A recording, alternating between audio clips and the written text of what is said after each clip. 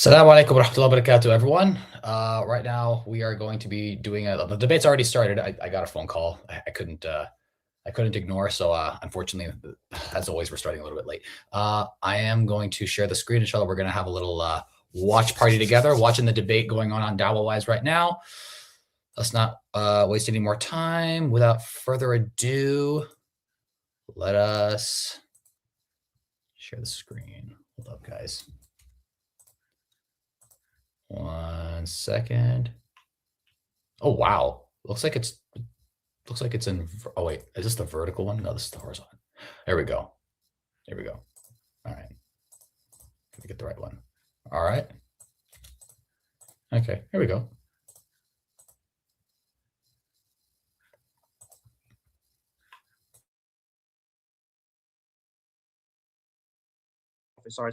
So we're only going to appeal to that which is authentic.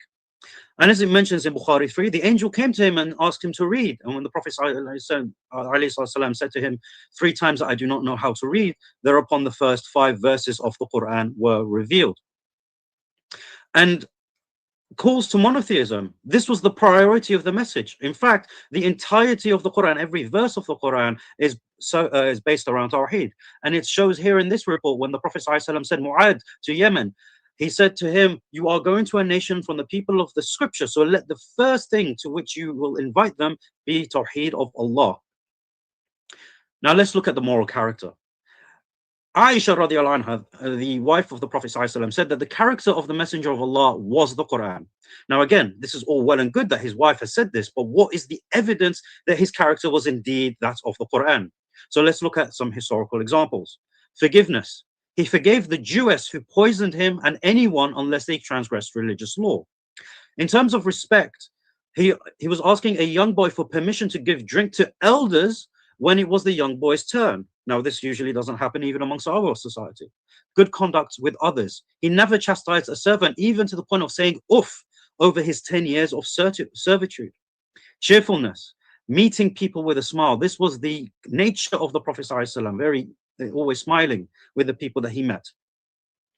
Bravery. He was on the front lines of Badr, even ahead of the companions. So this is not a prophet that was shying in the back ranks and commanding what's going on the battlefield. He was leading the battle. In terms of generosity, he gave a whole flock of sheep and goats to a single man. Mercy. He criticized a camel owner for mistreating it. And even in this hadith, he actually shows a miracle as well. In terms of cooperation, he worked hard alongside his companions. Again, he wasn't this overlord that commanded his companions what to do because he is a prophet. No, he worked hard alongside them, even to the point that there was dust on his abdomen. Wisdom. He chose gentle advice over anger when there was an ignorant mistake from a man. Chivalry. His wife Khadija radiallahu anha was consoling him after the event in the cave by reminding him of his chivalrous deeds that he did to the people prior to. Whether you're a contractor or a man. Sorry about that, guys. Commercials. Can't do nothing about it. Wait, there we can. There we go. Of his humor, his jokes, even his jokes were without lies, and he enjoyed others' humor and pranks. Cheerful joke, pranks, all the good stuff there. In terms of poise, he was graceful and dignified. Upholding covenants. He upheld a covenant even at his own disadvantage, because some companions were traveling to help him at the Battle of Badr, but they got held up by Quraysh, and they told him they're not going to fight, and they promised Quraysh. And when the Prophet ﷺ heard of this, he told them not to fight. So this was at his own disadvantage, in order to uphold that covenant that they took personally with Quraysh. In terms of forbearance, patient. He was patient with the harshness of a Bedouin. His honesty. In fact, with this one, his enemies testified to him never telling a lie in these 2 references that I have cited. In terms of justice, he would apply to justice to one of high status, even his own daughter. He did not discriminate based on wealth or kith and kin. Resolve, discipline, and gratitude. The Prophet ﷺ, he would pray till his feet cracked, thanking Allah subhanahu wa ta'ala. In terms of love, the Prophet ﷺ expressed love openly to people like the Ansar in the example given. Humility. he blended in with the companions, so much so that when someone came to ask about him, they couldn't distinguish between him and the companions, going to his humble nature, and he helped his family in the home. So that is some of the characters of the Prophet ﷺ, and there is much, much more, but of course, due to time constraints, we can only mention these 15. So let's look at some of the prophecies. Of course, the Roman prophecy. The Romans have been defeated. This happened in 614 AD, in the 4th year of the reign of Heraclius. And then it mentions fi bad'i. Now, fi bid'i, now, in a few years. Now, this word bid'i linguistically refers to between 3 and 9 years. This is a linguistic understanding, not a retroactive explanation. But what we find is that Heraclius had his first triumph against the Persians in 622 AD, putting it at 8 years. In fact, there is a Greek contemporary text that is recorded in the Chronicon of Pasha, which documents the victories of Heraclius starting in the year 622 in the Battle of Issus, and the victory over Shahbaraz until the year 628, when he finally retook Jerusalem back from the Persians. So that's a fulfilled prophecy. Abu Lahab. Now, people might be saying, well, what about the fire? You know, we don't know if he's in hellfire. That's not the point here. The point here is that it demonstrates that he will die a non-Muslim. And in fact, this is what happened. He died as a non-Muslim 10 years later. Now, people might say that this is actually, you know, something that is predictable, but because there are many other Muslims who accepted Islam even though being an enemy, you know. But that's exactly the point. That is what happened, and therefore, but it would have been risky to say that he would not accept Islam. The death of his daughter.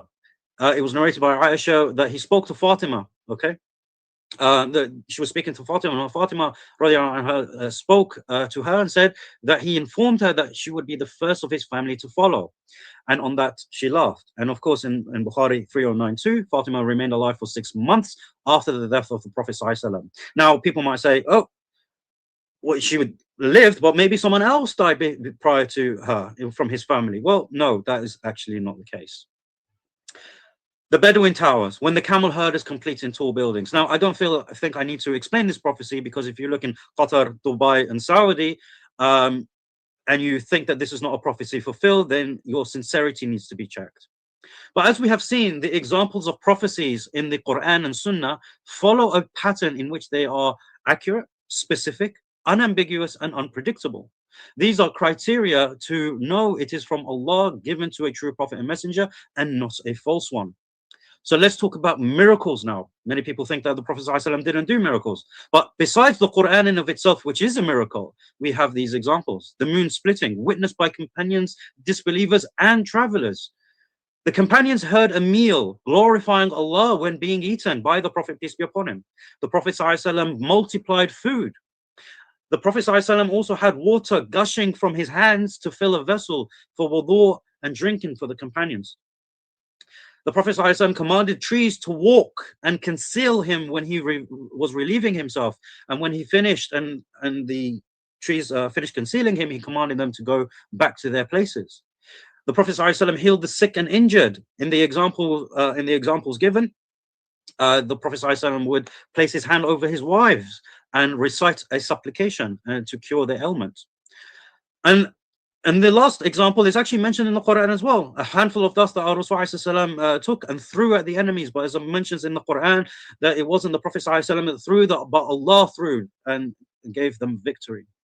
So these are the miracles. So now let's look at the accusations against the Prophet. For the Yemen, that's been over 10 minutes. Yeah. No problem. Accusations against the Prophet ﷺ. There were 9 accusations against the Prophet ﷺ mentioned in the Quran with regards to the origin of the Quran and his motives or the effects of them. They say he was a madman. To you who the reminder is revealed, you must be insane. Well, the response is very simple. No messenger came to the people before them except that they accused him of being a madman or a magician. In fact, there is no evidence of him being mentally unstable. Rather, when you look at the Quran, it doesn't strike you as the ramblings of a madman. A magician, that's another accusation. But they say, the wrongdoers say, you are only following a bewitched man. But hold on a second. Al-Walid bin Mughira, a leading Quraysh authority on Arabic poetry and rhetoric, heard the Quran from the Prophet ﷺ and openly admitted it was unlike poetry, sorcery, or jinn speech, describing it as beautiful, powerful, and unmatched. But under pressure from Abu Jahl and the likes of him, he later dismissed it as magic, after which another prophecy was revealed in the form of chapter 74, verse 11. But he couldn't be a magician or bewitched when it comes to the revelation, because when the Prophet ﷺ was afflicted with magic in Medina, his wife is the one that reports it to us. This was no secret. So this is not an evidence against Islam or against the prophethood of Muhammad ﷺ, rather it's an evidence for. There was open transparency with regards to what happened to him.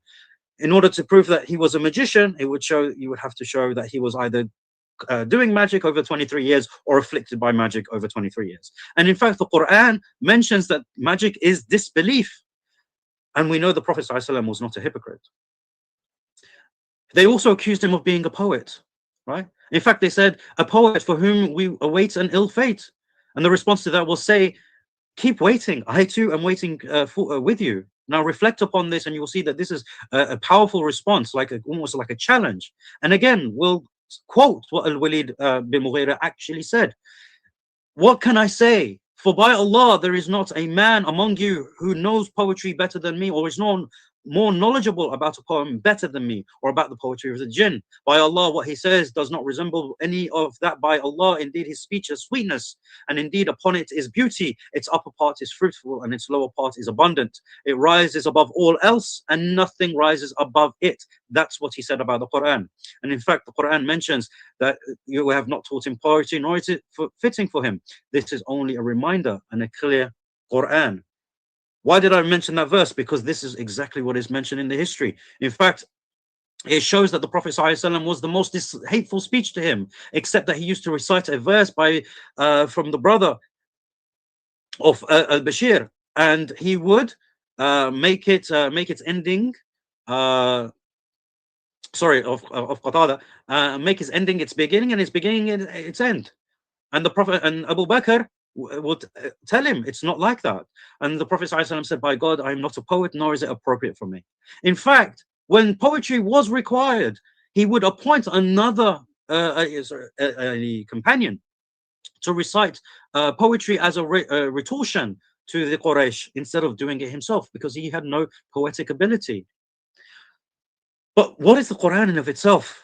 In fact, what is mentioned by Al-Baqalini in his book, Ijaz al-Quran, is that the Quran differs from other forms of speech in this regard, and some claims that this is due to its rhyming phrases or that it occurs unintentionally. However, if such phrases appear in speech, they are not considered rhyme prose, as we have explained regarding a small amount of poetry, such as a single verse, a half verse, or 2 lines of rajaz meter, and similar instances where they occur. These are not considered poetry because they are not intentional. Rather, they occur subtly within the discourse. The same applies to the rhymed prose they claim and attribute to it. It is said to them, if what is in the Quran were, as you claim, rhymed prose, it would be reprehensible and undesirable, because rhymed prose, when its meters vary and its methods differ, becomes ugly in speech. But of course, this is not what the Quran is. So what the scholars, the linguists of, especially in the 3rd and the 4th century, what they say, it resembles rhyme speech prose, but it breaks all its rules.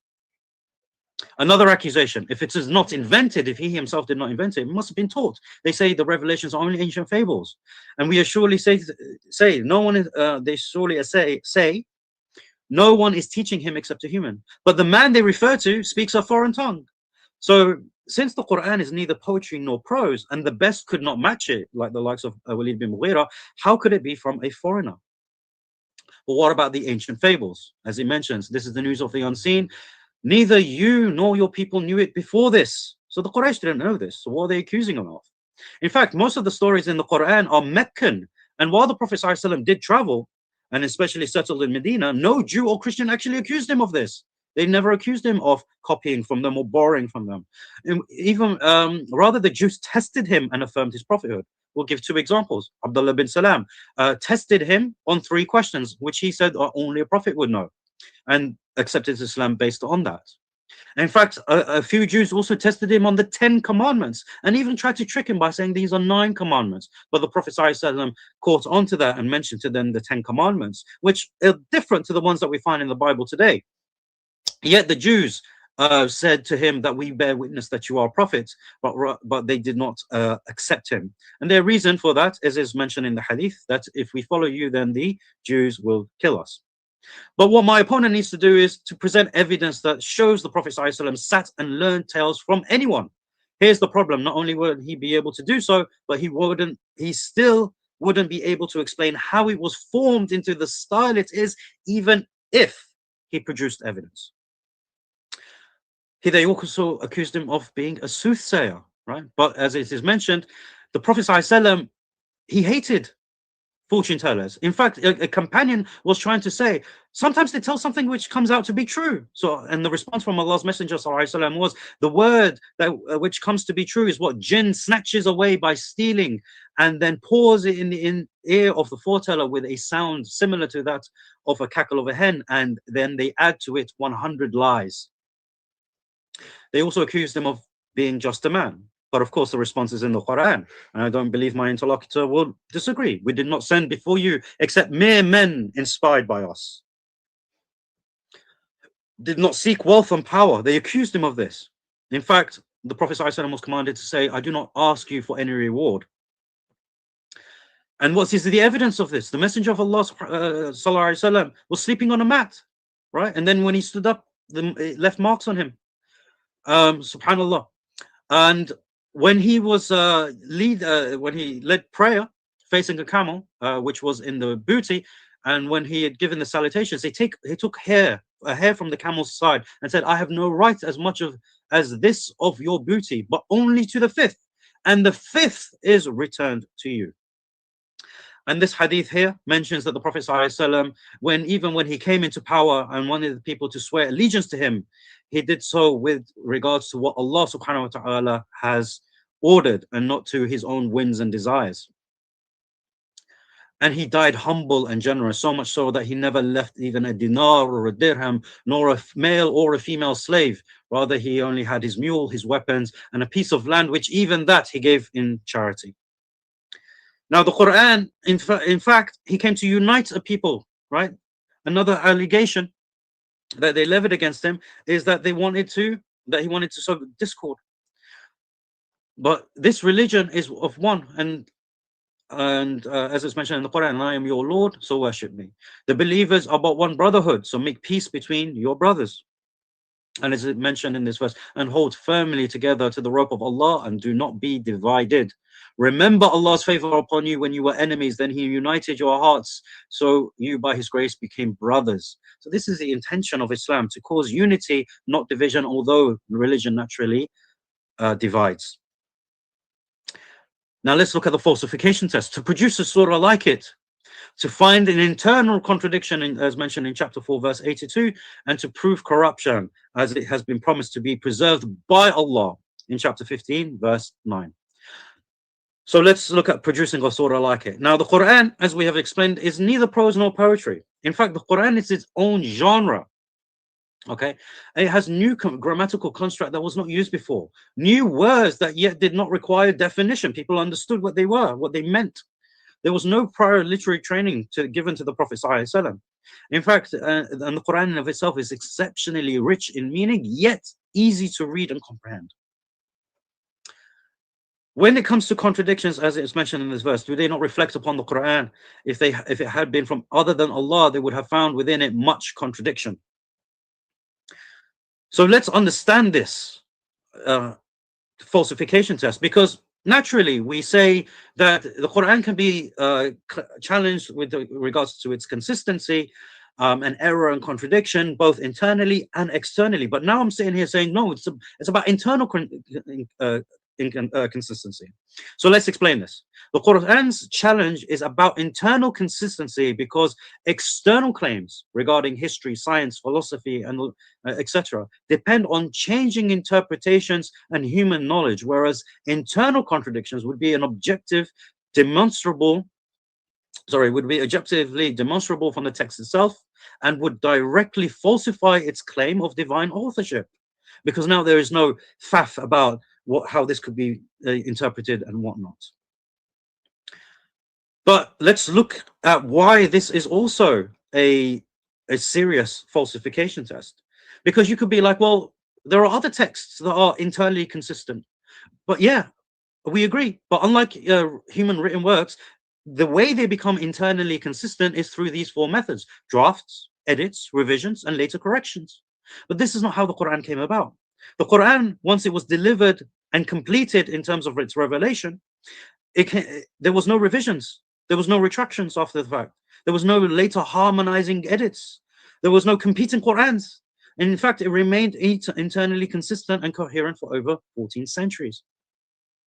Now let's look at preserved. What is meant by preservation? This is an important question. As it is mentioned in the hadith, and it's coming from the Prophet ﷺ, each mode of recitation is healing and sufficient. So what the Muslims have understood from the very beginning regarding the preservation of the Quran is that one reading of the Quran is sufficient to call it preserved, because it is Quran.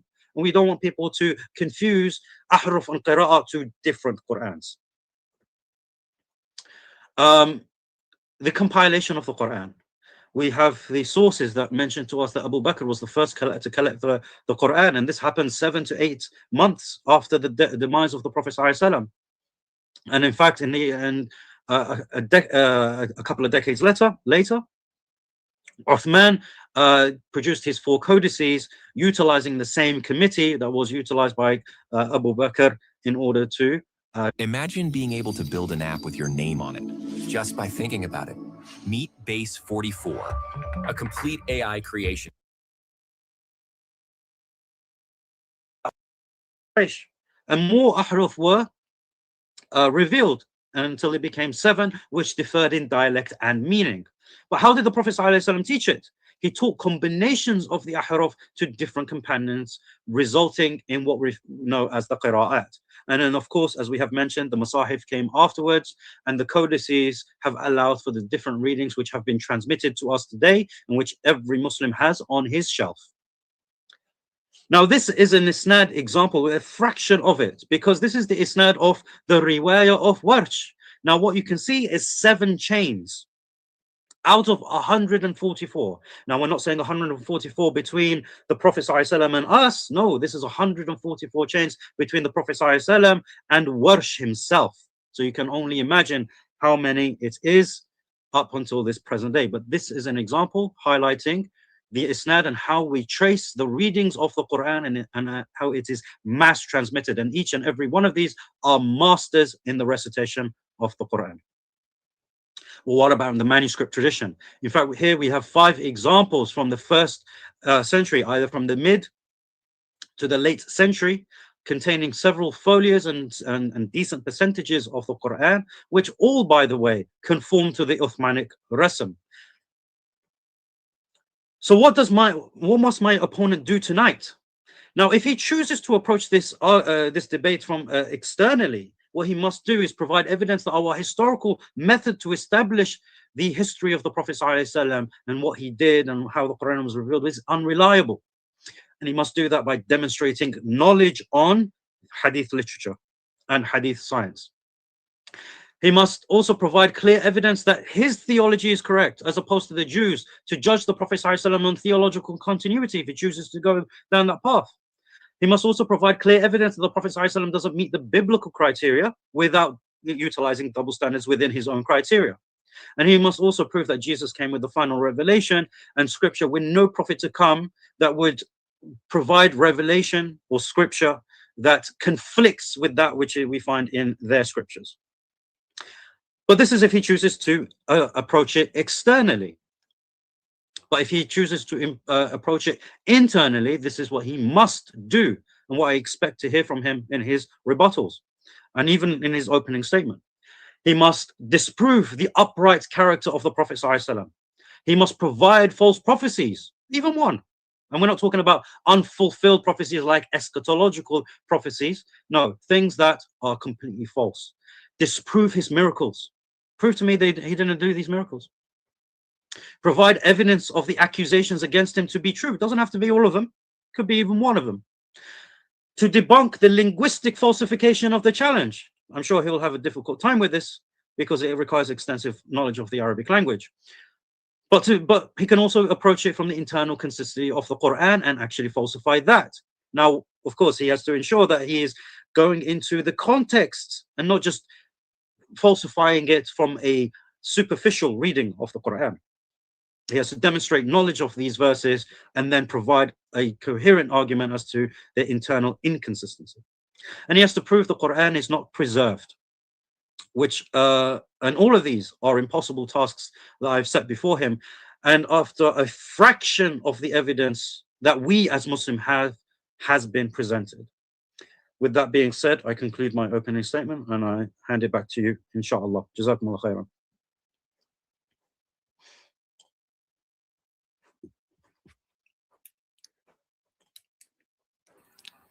Okay, thank you for that. Hopefully my audio is good. Is my audio good? Yeah. Fantastic. Thank you for that presentation, Brother Yemeni. And I do apologize, I interrupted on 10 minutes, thinking that your opening presentation is for 10 minutes, but King Servant politely reminded me that it's actually 30 minutes. Thank you for that, King Servant. I really appreciate your cooperation. Also, I'd like to mention that King Servant has got rights and the opportunity to have and download this debate onto his own channel. So, of course, the permission has been given to King Servant to upload it onto his own channel. So please keep that in mind. Also, I really appreciate the mods for keeping everything in order in the discussion. We don't want some of this negative comments in the chat. And unfortunately, we get that even from Muslims. So please, thank you for the moderation and keeping everything top quality. Absolutely. Fantastic.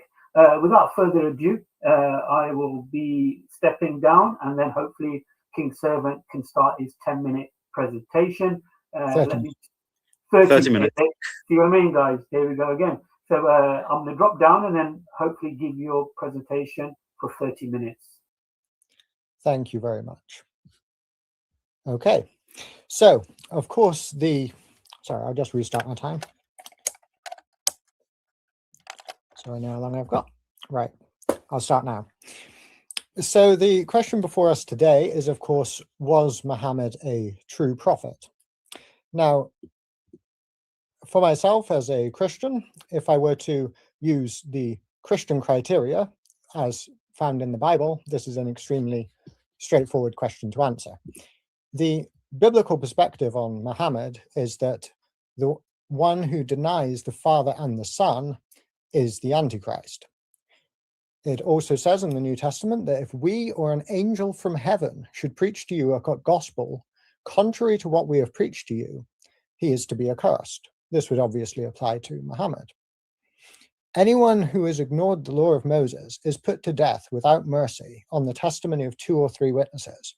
How much more severe punishment do you think he will deserve who has trampled underfoot the Son of God and has regarded as unclean the blood of the covenant by which he was sanctified and has insulted the Spirit of grace?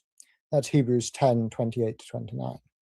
Now, if Yemeni wants me to apply biblical criteria, what does the Bible say? Is Muhammad a false prophet according to the Bible? Obviously, there's no question about that. So let's move on. Let's see what happens when we look at Muhammad from an outside, external perspective. For the sake of comparison, consider the character of Robin Hood. Let's say we were debating the topic, Robin Hood was the best archer ever. According to the sources on his life, he clearly was. He is presented that way. And these stories not only present him that way, but they include real people and places, such as King Richard, Prince John, Sherwood Forest, and Nottingham, and so forth. However, it's widely recognized that there's far too much room for legendary exaggeration. That is about 150 to 200 years before the earliest sources on his life, for us to draw a conclusion like that. Indeed, scholars debate his very existence. He may have been based on a real person, but we don't have enough to draw this kind of a conclusion. So who was Muhammad? He's only mentioned 4 times in the Quran, which tells us almost nothing about him using that book alone. The earliest surviving biography of Muhammad comes from Ibn Ishaq, which was 120 years after the traditional date of Muhammad's death. But we don't have that. What we have comes instead from Ibn Hisham, from about 833 AD. He removed, in his own words, things which it is disgraceful to discuss, matters which would distress certain people, among other things. We can only guess what those might have been, apart from perhaps reports elsewhere. To read it, it appears like fantasy. It includes things like pagans torturing beetles until they confess belief in pagan goddesses. I'm not saying this because I reject miracles, but I think even a Muslim and a Christian can agree that this kind of a suggestion is quite actually absurd. And That's completely subjective. Oh, that just sounds like a fairy tale. An atheist would say that about angels. An atheist would say that about jinns. An atheist would say that about God. An atheist would say that about miracles and Moses opening the sea. You think atheists wouldn't say the same thing? Yeah. That's. It sounds so like, just sounds like a, what's it called? That sounds like a fairy tale. Moses opening the sea. Oh, angels coming down. This is just subjective.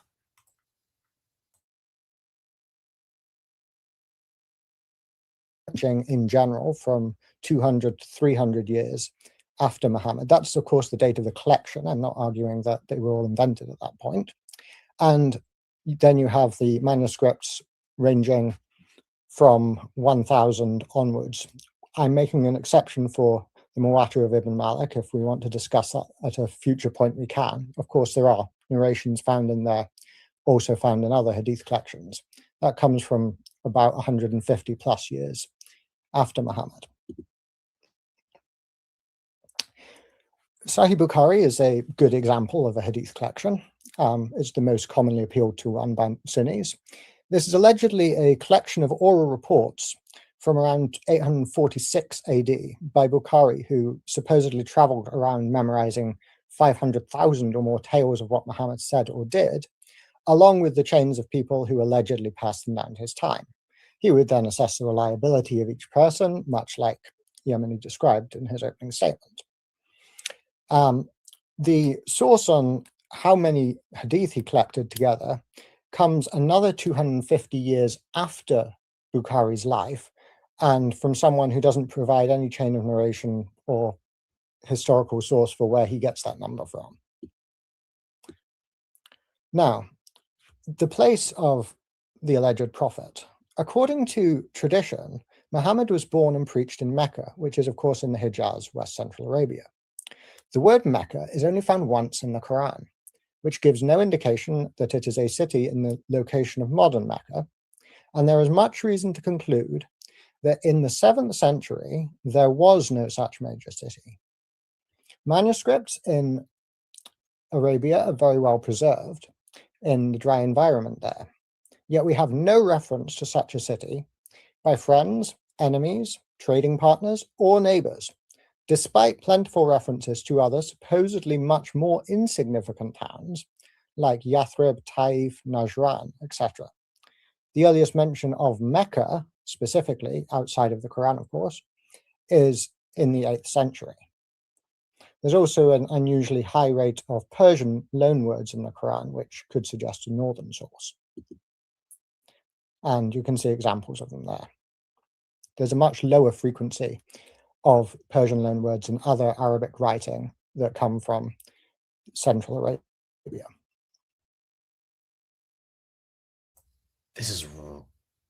I mean, look, I don't want to be disrespectful, but this is the best he was able to come up with. Really? Oh yeah, it sounds like fairy tales. Oh yeah, hadith comes later. Oh hey, what's it called? Oh yeah, there's no mention of Mecca outside of Islamic sources. Like, this is all like really, really old. Okay, anyway, you know what?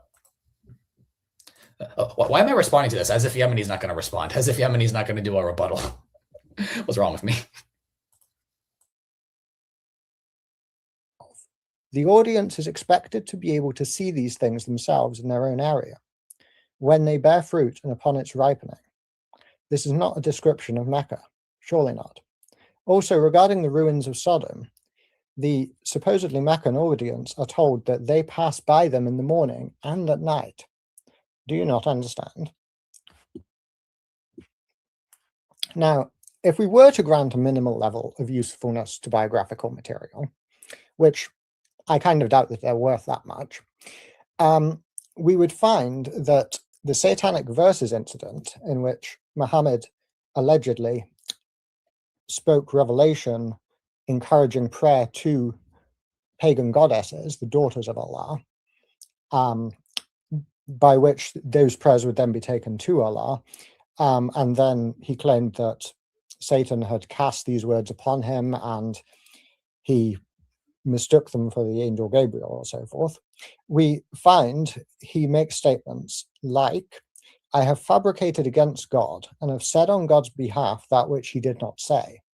And I have obeyed Satan and spoken his words, and he has become a partner in God's matter with me. This, of course, is said in one way or another, depending on which report you choose to go with. I'm not arguing that any of them are reliable, but what we do find is, as Shahab Ahmed notes in his book Before Orthodoxy, it is a fact that the Muslim community in the first 200 years pretty much universally believed the Satanic Verses incident to be true. This therefore meets the criteria of ijma, that is, under the Sunni doctrine, that the scholars of Islam cannot unite around error. However, in the early Muslim community, they did unite around agreement on the Satanic Verses before doctrines changed and it became more and more rejected over time. Interestingly enough, there is a narration from Bukhari. I don't pretend I think it actually goes back to Muhammad, but of course, my opponent is bound to Sunni orthodoxy, which requires that the best people are those of the earliest generations of Muslims. So it was an agreement among the best of Muslims compared with an agreement that exists in contemporary Islam, that this did not take place. Now, we've got to ask the question, were the revelations that Muhammad supposedly got influenced by his own desires? It certainly looks like it if you look.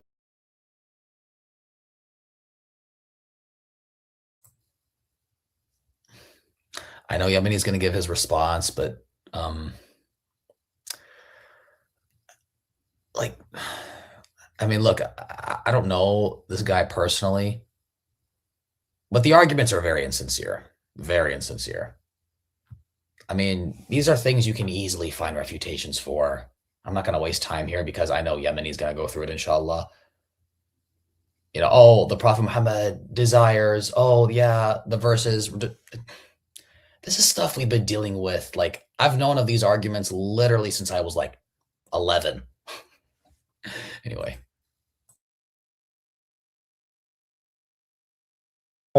Seeking to please your wives. It then continues, Allah has ordained for you the dissolution of your oaths. It may be that, this is directly speaking to Muhammad's wives, it may be that his Lord, if he divorce you, will give him in exchange wives better than you. So what does this actually mean? What are we saying happened? According to Sunni Islam, God spoke from heaven, telling Muhammad not to practice restraint, not to withhold himself from having intercourse with his slave girl, not to keep his promises. We have ordained to you dissolution of your oaths, so don't keep your promise not to do that anymore. Don't try to please your wives, and instead, God threatens them with divorce and replacement if they don't go along with this.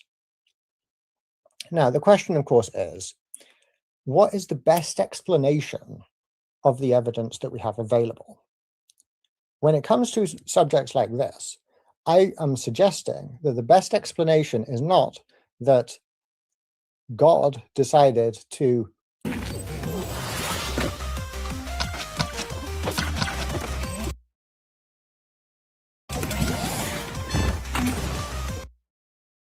he just wants to give Muhammad whatever he wants, or to encourage slavery and treating slaves this way.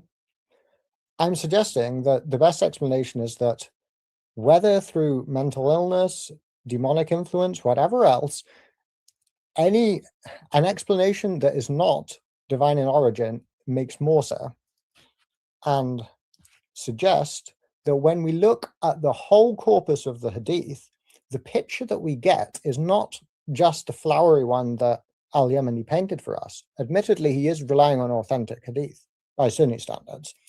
But when we look at everything that's available, the best explanation of these things is that some look more obviously made up than others. Others are less likely to be the kinds of things that Muslims would make up. And what is the best explanation as a whole? That Muhammad is not a true prophet, but instead he is getting his revelations from, in some sense, his own desires and his desire to fulfill them. Similar. Hold on. He's quite literally saying, oh, Yemeni here is only relying on authentic sources. I'm taking everything, the authentic, the inauthentic. We don't draw conclusions on all the data. We draw conclusions on the authentic data. If there's truth mixed with falsehood, we don't make conclusions by including the falsehood. What the heck? No, like, it's not disgusted. I'm shocked. I'm like, really? Really? Hey, yeah, Yemeni is going by what Muslims consider authentic. But if we look at everything, the authentic, the inauthentic, the questionable, actually, I draw a different conclusion. Who cares what conclusion you draw from inauthentic sources? They're inauthentic. And if you have a problem with our concept of inauthenticity, you have to show what's wrong with it. He hasn't done that. All he's done is go, well, okay, Sunnis consider these hadith, which come, the compilations come years later, but I mean, they're not really that authentic. It's over. Yeah. This would be the equivalent of me relying on Gnostic Gospels to disprove imagine a Jew was to use the Gnostic Gospels to try to disprove Muhammad, to try to disprove Jesus, peace be upon him. They'd say, why would you rely on a source that's fabricated? Like, that's insincere. Anyway, sorry, Yemeni's going to respond to all this. I can't keep forgetting that, but it's just annoying. Oh, he's talking about Zainab now, as if we haven't heard this a million times. Ugh.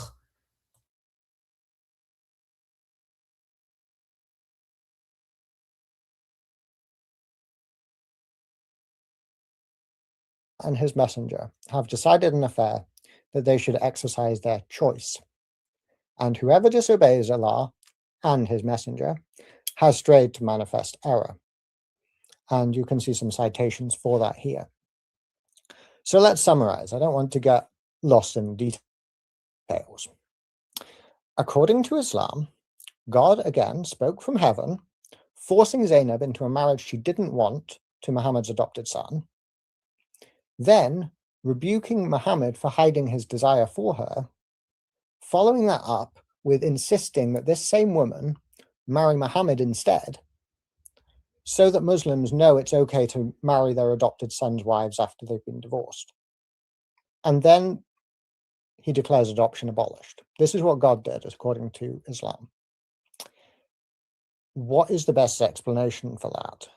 Is it that this is actually the case and this is actually what happened? Or is it, assuming that the story has any authenticity at all, that Muhammad is being led by what he wants? If he wants her to marry his adopted son, he gets a revelation saying that. If he wants to marry her, he gets a revelation saying that.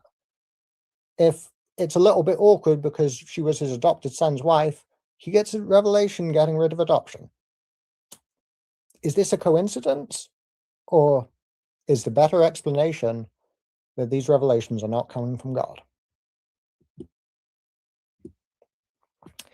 This hardly needs much comment from me, but the Quran rebukes people for annoying Muhammad by not leaving immediately after they've had a meal at his home. And it also forbids people to speak to his wives except under particular conditions and so forth. The indication that this is to please Muhammad is quite blatantly sitting there in the text. Now, we have the interesting case of Muhammad's scribe. He himself apparently is a source of the Quran, at least according to some reports. It's written that when Muhammad... This is what I'm talking about. He's just relying on anything and everything. He has no standard for authenticity. He has absolutely no standard of authenticity whatsoever. He's just taking anything and everything. Story of the satanic verses, not authentic. Story of this, the Yemeni's going to address this one, but the story of this particular companion who I believe apostated, right? I forget this. There was one companion who came back eventually. I don't know if this is the same one, but anyway, he has no standard of authenticity whatsoever. He's going through everything under the kitchen sink and throwing it up on the table. Yeah, I mean, you guys are only taking the authentic. I'm just going to throw everything up. Boom. But, well, okay, hold on. This story, not authentic. This story has this problem or that thing, whatever. This, it's like there's just no standard here. He's just using anything and everything. And that's not sincere. I mean, he seems like a nice guy, but I'm sorry, but this is not sincere argumentation. It's not. When you make an argument, if you're not going to have a criteria for where you pull your information from, well, then you can draw any conclusion you want. If you can use any data you want, then you can draw any conclusion you want. Wallahu alam. We also find record that Muhammad was accused of repeating anything that he heard and believing whatever was being circulated. Yemeni did touch on this, but we'll no doubt get into this in more detail. It was said of a particular individual that it was him who said Muhammad is all he is. If anyone tells him anything, he believes it. And there happens to be a revelation directed at him as well for saying such a thing about Muhammad. The Quran records that Muhammad was, or the author of the Quran, whoever that is, was accused of producing nothing but tales and fables of the ancients. It's interesting that a pre-Islamic poet, at least according to Islamic tradition, came out with exactly the same thing, the saying of the moon splitting that is found in the Quran. I don't know if you can see the comment at the bottom of the... Yeah, I'm sorry. I have to say it again. This guy is literally just taking everything under the kitchen sink and throwing it up. I swear to God, I could have found each of these arguments he's using against Islam. I swear to God, I could have just found them all within 15 minutes of research. In fact, I've heard all these before. I could easily have come up with a PowerPoint listing all these 20 minutes. Easy. Like, I was hoping to find something new here, something like grounded. Something, how to say, just something a bit more groundbreaking. This is all just the same crap we've been hearing for decades. Oh, wanted to prove himself, wanted to satisfy his desires. Oh, the satanic verses. Oh, Ibn al-Qais. I mean, that's a less common one, but I've heard that one too. Ibn al-Qais was one of the most well-known poets from pre-Islamic Arabia. You think the Prophet, peace be upon him, casually ripped off one of the most, forget the fact that he's unlettered, but forget that. You think he was able to rip off one of the most well-known poets of pre-Islamic Arabia and nobody noticed? If I was to, I heard this example. This is an example I heard a long time ago. If I was to rip off the song of the most well-known singer in history or one of the most well-known singers in history, would people notice? Yeah, probably, definitely, for sure, right? I'm not comparing the Quran to music, don't misunderstand me, but you get what I'm saying. You think the Prophet ripped off one of the most well-known poets of Islamic Arabia or pre-Islamic Arabia and no one noticed? There's just no critical thinking that goes into these. No critical thinking at all, subhanAllah. Expanded what the Bible said into the idea that Abraham survived being thrown into a fire by Nimrod. So we know the origins of this story. We know where the idea that this took place comes from. It doesn't come from history. It doesn't come from any attempt to reconstruct what actually happened based on what people saw, what they've written down, or anything that was produced by a person claiming to have this knowledge from God. It was produced by rabbis in order to attack Zoroastrianism. That's where this story developed from. And yet it is presented as if it were historical fact in the Quran. Therefore, Post hoc fallacy. Just because B comes after A, it doesn't prove B came from A. Exactly. You called it. We said it at the same exact time. Wallahi, you said it. I think we said it at the exact same time. Nice job, Muslim Ninja. This is what I'm talking about. I literally made a video addressing something very similar to this like less than a week ago, a few days ago. This is what I'm talking about. It's just the same crap day after day after day. supposed scriptural traces of this motif were delineated by Second Temple exegetes. Now, in case the audience doesn't know what that means, Second Temple exegetes, that is essentially around the time of Jesus. You're talking well over 1,000 years after the events took place. Using these earlier pieces of tradition, rabbinic and Islamic authors attempted to weave together a coherent narrative telling the story of Abraham's miraculous emergence from the fiery furnace. And you can see here where Nimrod, the son of Cush, is identified as Zoroaster by Epiphanius, who lived in approximately the year 400. In the so-called Tafsir of Ibn Abbas, of course, Ibn Abbas didn't write a Tafsir. This is a collection of reports that are narrated to him. Nimrod is identified as the one who threw Abraham into the fire. And here we have the report, or I should say the commentary that rabbis put together to attack Zoroastrianism, again citing Nimrod, who wanted to worship fire, sending Abraham into this furnace, but surviving by the power of God. Now, finally, let's talk about Alexander the Great and Dhul-Qarnayn. According to the Quran... That's it. I can't. That's it.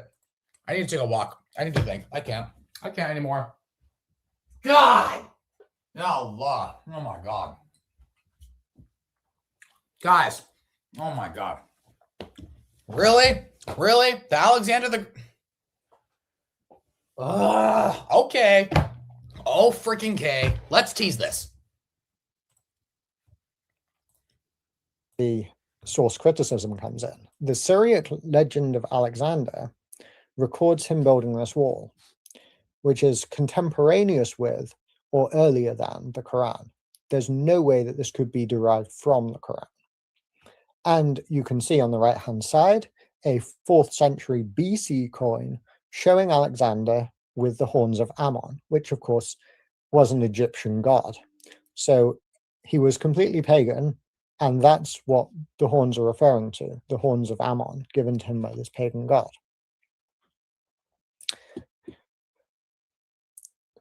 Pseudo-Jacob, who again wrote before or contemporaneously with the Quran, has a writing entitled On Alexander, the Believing King, and on the gate which he made against Gog and Magog. There's no question that this is referring to Alexander. Here we have another source on Alexander, one of the Alexander romances, which says that Alexander builds a brass and iron door to shut in the nations of Gog and Magog. And you can see on the other side, the Quran, which clearly identifies Dhul-Qarnayn in relation to Gog and Magog, building a door out of, in this case, it says copper and iron. There can be no question that this is derived from or connected with any other figure than the Alexander myth of the Alexander romances. The historical Alexander did not do this. No one in history did this or was asserted to have built a wall to keep out Gog and Magog. There is no one else. This is talking about Alexander. He was a pagan, which is why so many Muslim apologists desperately want to deny that it's talking about Alexander. And this wall does not exist. There are not Gog and Magog hiding behind a brass and iron door that is keeping them out. Furthermore, no one has traveled to the rising place of the sun. There is no rising place of the sun to travel to. Once again,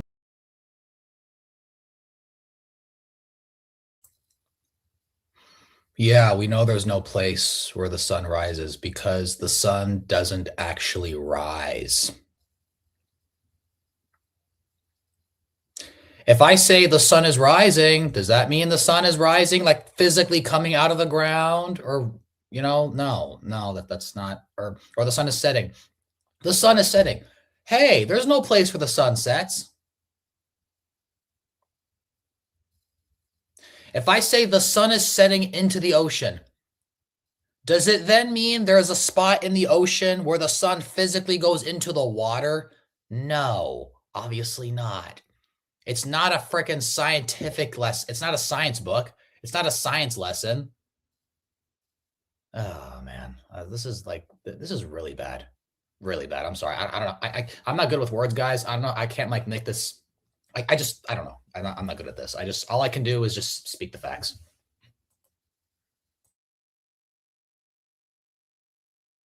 Servant, very interesting. We've got some really good feedback in the chat. Guys, keep that coming in. Questions will be taken, but only written questions in the chat. So make sure when you write a question, make sure it's addressed to the particular person that it's actually aimed for. This is going to be a very interesting moment now. Brother Yemeni will have 10 minutes to rebuttal King's Servant's presentation, and then vice versa.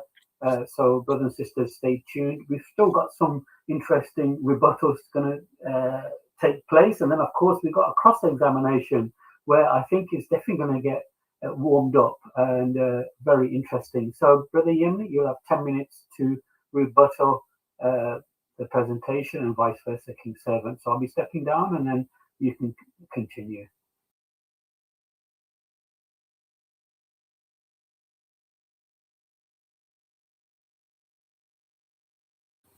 You're muted, Brother Yemeni. You're muted.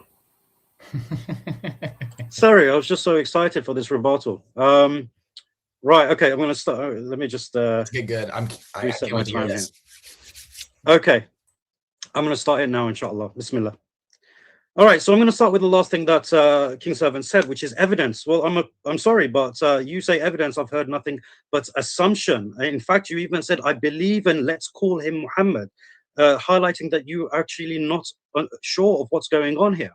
But let's address things in a chronological sense. You mentioned about the biblical criteria that Muslims deny the Father and the Son. No, we don't. We believe that who you refer to as Allah is actually, the Father is Allah, and who you refer to as the Son is Isa alayhi salam. But again, like I mentioned to you in my opening statement, you have to actually prove your theological basis to be correct before you say, because now it's just circular reasoning. A different gospel. And to ignore the law of Moses, this is very ironic because I'm pretty sure Paul wrote that and he's the one that ignored the law of Moses. Very interesting that you bring that up as your criteria. You talk about Muhammad ﷺ being mentioned 4 times in the Quran. This is a fundamental error. This is only by name. He is addressed many more times with his title, with various titles, messenger, prophet, OU, say. These are all addresses of the Prophet ﷺ.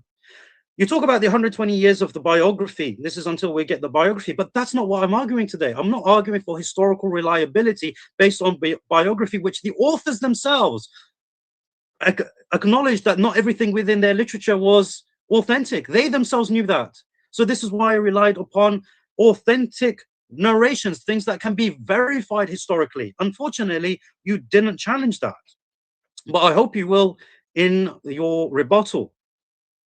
This idea of removing distressing information. Well, I'm pretty sure that a lot of Christian apologists use information that will be quote unquote distressing, which highlights that our authentic tradition is not about that. It's about preserving information as it is, whether it's damaging towards Islam in the eyes of others or not. Hadith collections. Well, you've already admitted that you are not arguing that these are when they were made up, rather they're compilations. So I'm not sure why you brought it up in the first place. You did mention about Bukhari and about him memorizing the 500,000 hadith, but I'm not sure that you actually quite understand what's going on there, because when we talk about the 500,000 or 600,000, this is actually in reference to the chains of narration more than the reports. It's not 600,000 individual reports. It's more about the isnad than anything else, because that is what verifies our history. In the Quran, you went down a very unusual route. You tried to argue that Mecca didn't exist. And you mentioned chapter 6, verse 99, which is not referring to Mecca. You know, very superficial research will tell you that this is not referring to Mecca. And about the place of Solomon, that you see the place of Solomon. This is a general linguistic device used by the Quran. In fact, the Quran also mentions about seeing things that mankind don't see. Have you seen how Allah has, subhanahu wa ta'ala, has held up the skies? This is not something we see, right? So you've got to understand Quranic language, and unfortunately you've demonstrated you don't know that. The satanic verses. Now, what's interesting about your argument is that you said that the Ummah will be united upon, would not unite upon error, and we are in complete agreement. But where is your evidence that the Ummah, or the 3 generations, as you put it, actually agreed that this is an authentic narration? Provide me a single source from any of the companions or their students that had the consensus among them that this is an authentic report. In fact, every single report of this is actually fabricated. Now, you said that one of your arguments against the Prophet ﷺ, or as you say, let's call him Muhammad, because you're not even sure who the author is, but then you go to argue that this is about him. Again, very confusing. You talk about the incident of the honey. Now, first and foremost, you need to understand Islam, right? I feel like this rebuttal is more of a lesson than anything. In Islam, if you make an oath which is not a good oath, you can actually retract it. Okay, so this is something that's permissible. When it comes to Zainab, you mentioned 2 inauthentic reports. So I have to ask you: did you check the authenticity of these reports? The idea that she wasn't, that she did not agree to the marriage is an inauthentic report, and the one that mentions that he lusted after her is an inauthentic report. The idea of annoying the Prophet ﷺ, in fact, this is actually used for Islamic learning when it comes to guests. Guests should not overstay their welcome. And at the end of the day, what's wrong with Allah prioritizing his prophets with regards to certain matters? You also spoke about not speaking to his wives. Well, actually, this is a thing for all Muslim men. We do not allow other men to speak to our wives without, just willy-nilly. So this is a teaching for the Muslims, as well as an instruction regarding the Prophet ﷺ. You also mentioned 3 reports, 2 of them regarding Abdullah ibn Abi Sarh. Again, newsflash, they're inauthentic reports. Okay. Build a website you love with Wix, where your words scribe in Mecca. Guess what? Abdullah ibn Abi Sarh reverted in Medina. He became a Muslim in Medina. So how could he be even a scribe for the Prophet ﷺ in Mecca? This is a fundamental 80s argument that has been refuted decades ago. Now, you try to compare the moon splitting to pre-Islamic poetry.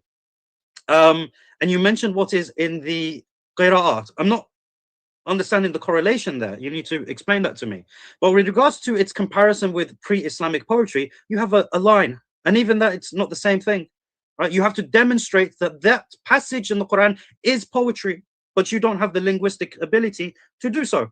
So again, you should stick to things that you can actually argue in evidence, because I'm yet to see any evidence from you, King Servant, unfortunately.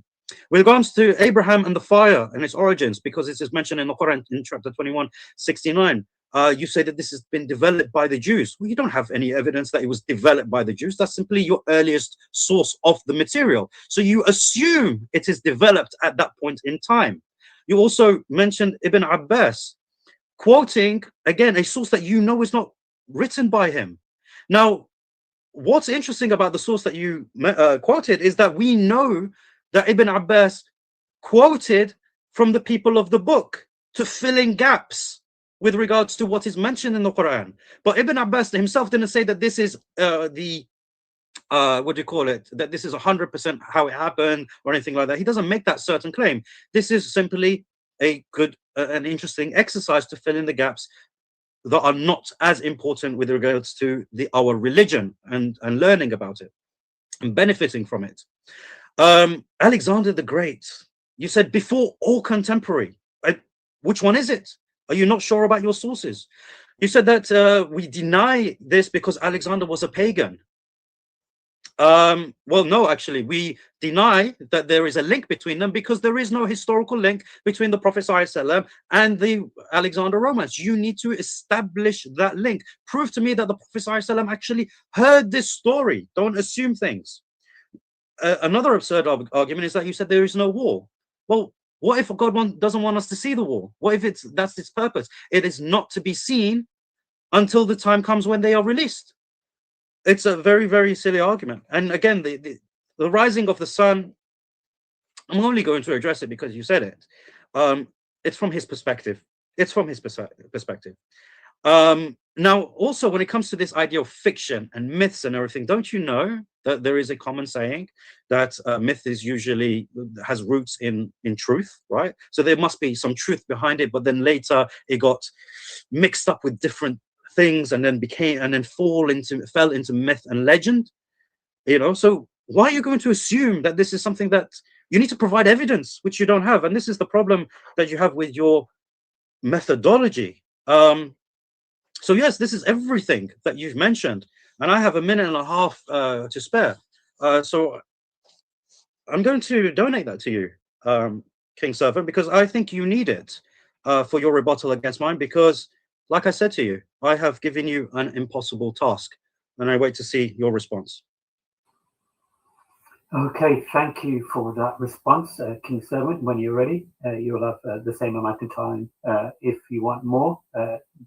Brother Yemeni has been generous enough to give you. You know, I'm being honest. I really was hoping to hear something new today. Like I genuinely approach these debates with curiosity. Like I want to hear new things, guys. Like I genuinely, anytime I hear an argument against Islam, I approach it with a level of curiosity. Like I want to hear something new. I want to, you know, because I want to be aware of all the arguments against Islam. In fact, that's actually one of the things one of the reasons I started this channel, because I wanted to be more familiar with arguments against Islam and also how to refute them and also how to educate others how to refute them. So I'm all about hearing new arguments, hearing new, new reasons why one should not be Muslim, quote unquote. Like, you know, I want to hear it. I want to know I want the best of the best. Unfortunately, this is all stuff we've heard before. I was hoping for something new. I'm gravely disappointed. And the moon, the arrow is drawn near and the moon is split. And this is identical in the Quran and in the writing of Imru al-Qais. The only difference between them are in variant readings that are different depending on which Qur'an you read. So the text is not fixed in the one place where they don't match perfectly with each other. So that was the point that I was making there. So hopefully that's clear. Now, obviously, there was an awful lot of material that Yemeni gave me, but I would begin by pointing out that the entire argument appears to rest on the idea that the traditional narratives of Muhammad's life are accurate. Now, if we go back to my slide, I said he's only mentioned 4 times in the Quran. I should have said by name. That's, of course, correct. But we also have the comments regarding the place of the Prophet Mecca, because I'm asked about why hadith are unreliable. The fact that the hadith do not match the archaeological record with regard to the place of Mecca in itself draws them seriously into doubt. The Hadith present Mecca as if it were on a major trade route. Mecca was not on a major trade route. If it were on a major trade route, there would be reference to it by people who passed through who were trading. It would be mentioned by the same people who talked about Yathrib, Taif, and Najran. So I want to ask Yemeni, do you recognize that Mecca was smaller and less significant than Taif and Najran? Because if you do, and that explains the lack of evidence for it, it's not even mentioned until the 8th century by anybody outside one possible reference in the Quran, then the Hadith that assume an entirely different historical narrative are not reliable.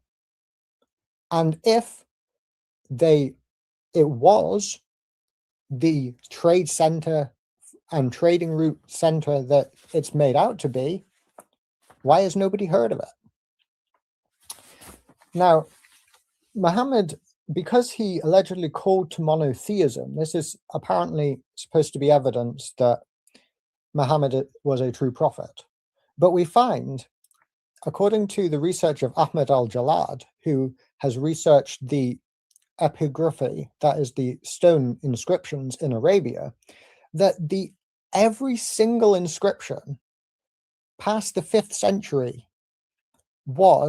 that's the 5th century AD, was exclusively monotheistic in Arabia. So the entire narrative that he is preaching monotheism to a group of pagans who worship multiple gods doesn't fit the archaeological evidence. Now, that's something that needs to be dealt with. This calls the entire narrative of Hadith and where they come from and their reliability into question. Now, he appealed to prophecies. First of all, where do you get the dating for when these prophecies were given? Islamic tradition. I don't accept Islamic tradition as authoritative. No non-Muslim does, unless they're already being influenced by what Muslim da'is are giving them. Non-Muslim historians don't take the traditional dating of the Quran for granted, which you have to do in order to say that this prophecy was made at the time you claim. Also, the time gap is 3 to 9 years. That is a reasonably long length of time. And there was a back and forth between the Romans and the Persians, one side winning and then the other side winning for many years. So that's not unusual. Then you have the question of the prophecy of barefoot naked shepherds building tall buildings. Well, you should look at what the rest of that hadith says. It contains things which are not fulfilled at all, if they ever could be. It talks about, I'm going to have to look up the reference. I'm not sure I've got time to do it right now. Perhaps I'll do it in my next rebuttal. But it records, oh, here we are, actually. 5 things which no one knows except Allah. It says that women will give birth to their mistresses. I don't know what that's referring to. And destitute shepherds competing in making tall buildings. Are they destitute? I don't think so. These things are very questionable when you actually look into the rest of what.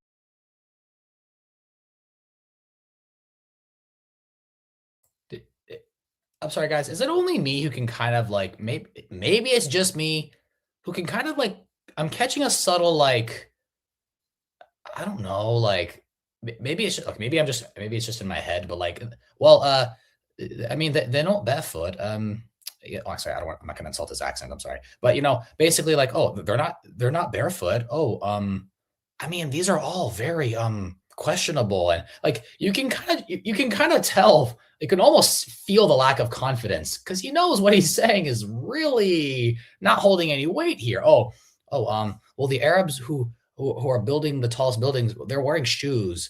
The hadith says that they're barefooted Arabs. It's like, it doesn't mean that the Arabs for eternity will not be wearing shoes and that they'll never ever be wearing shoes. Like, that's a really, really bad rebuttal. a really bad rebuttal. Allahu alam.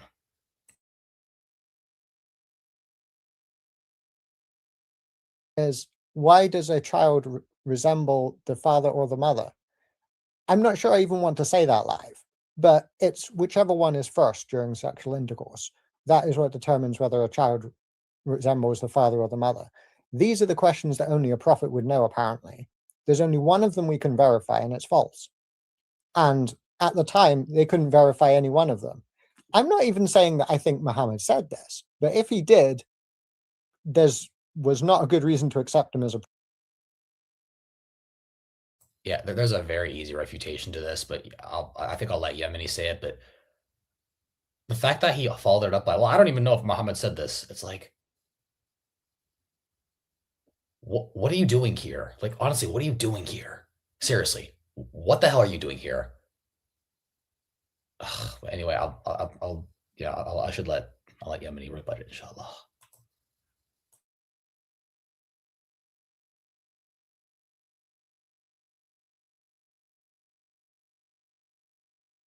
If you read chapter 3, verse 7, it says that the disbelievers focus on the unclear parts of the Quran, and it's only the mother of the book, whatever that refers to, that is clear.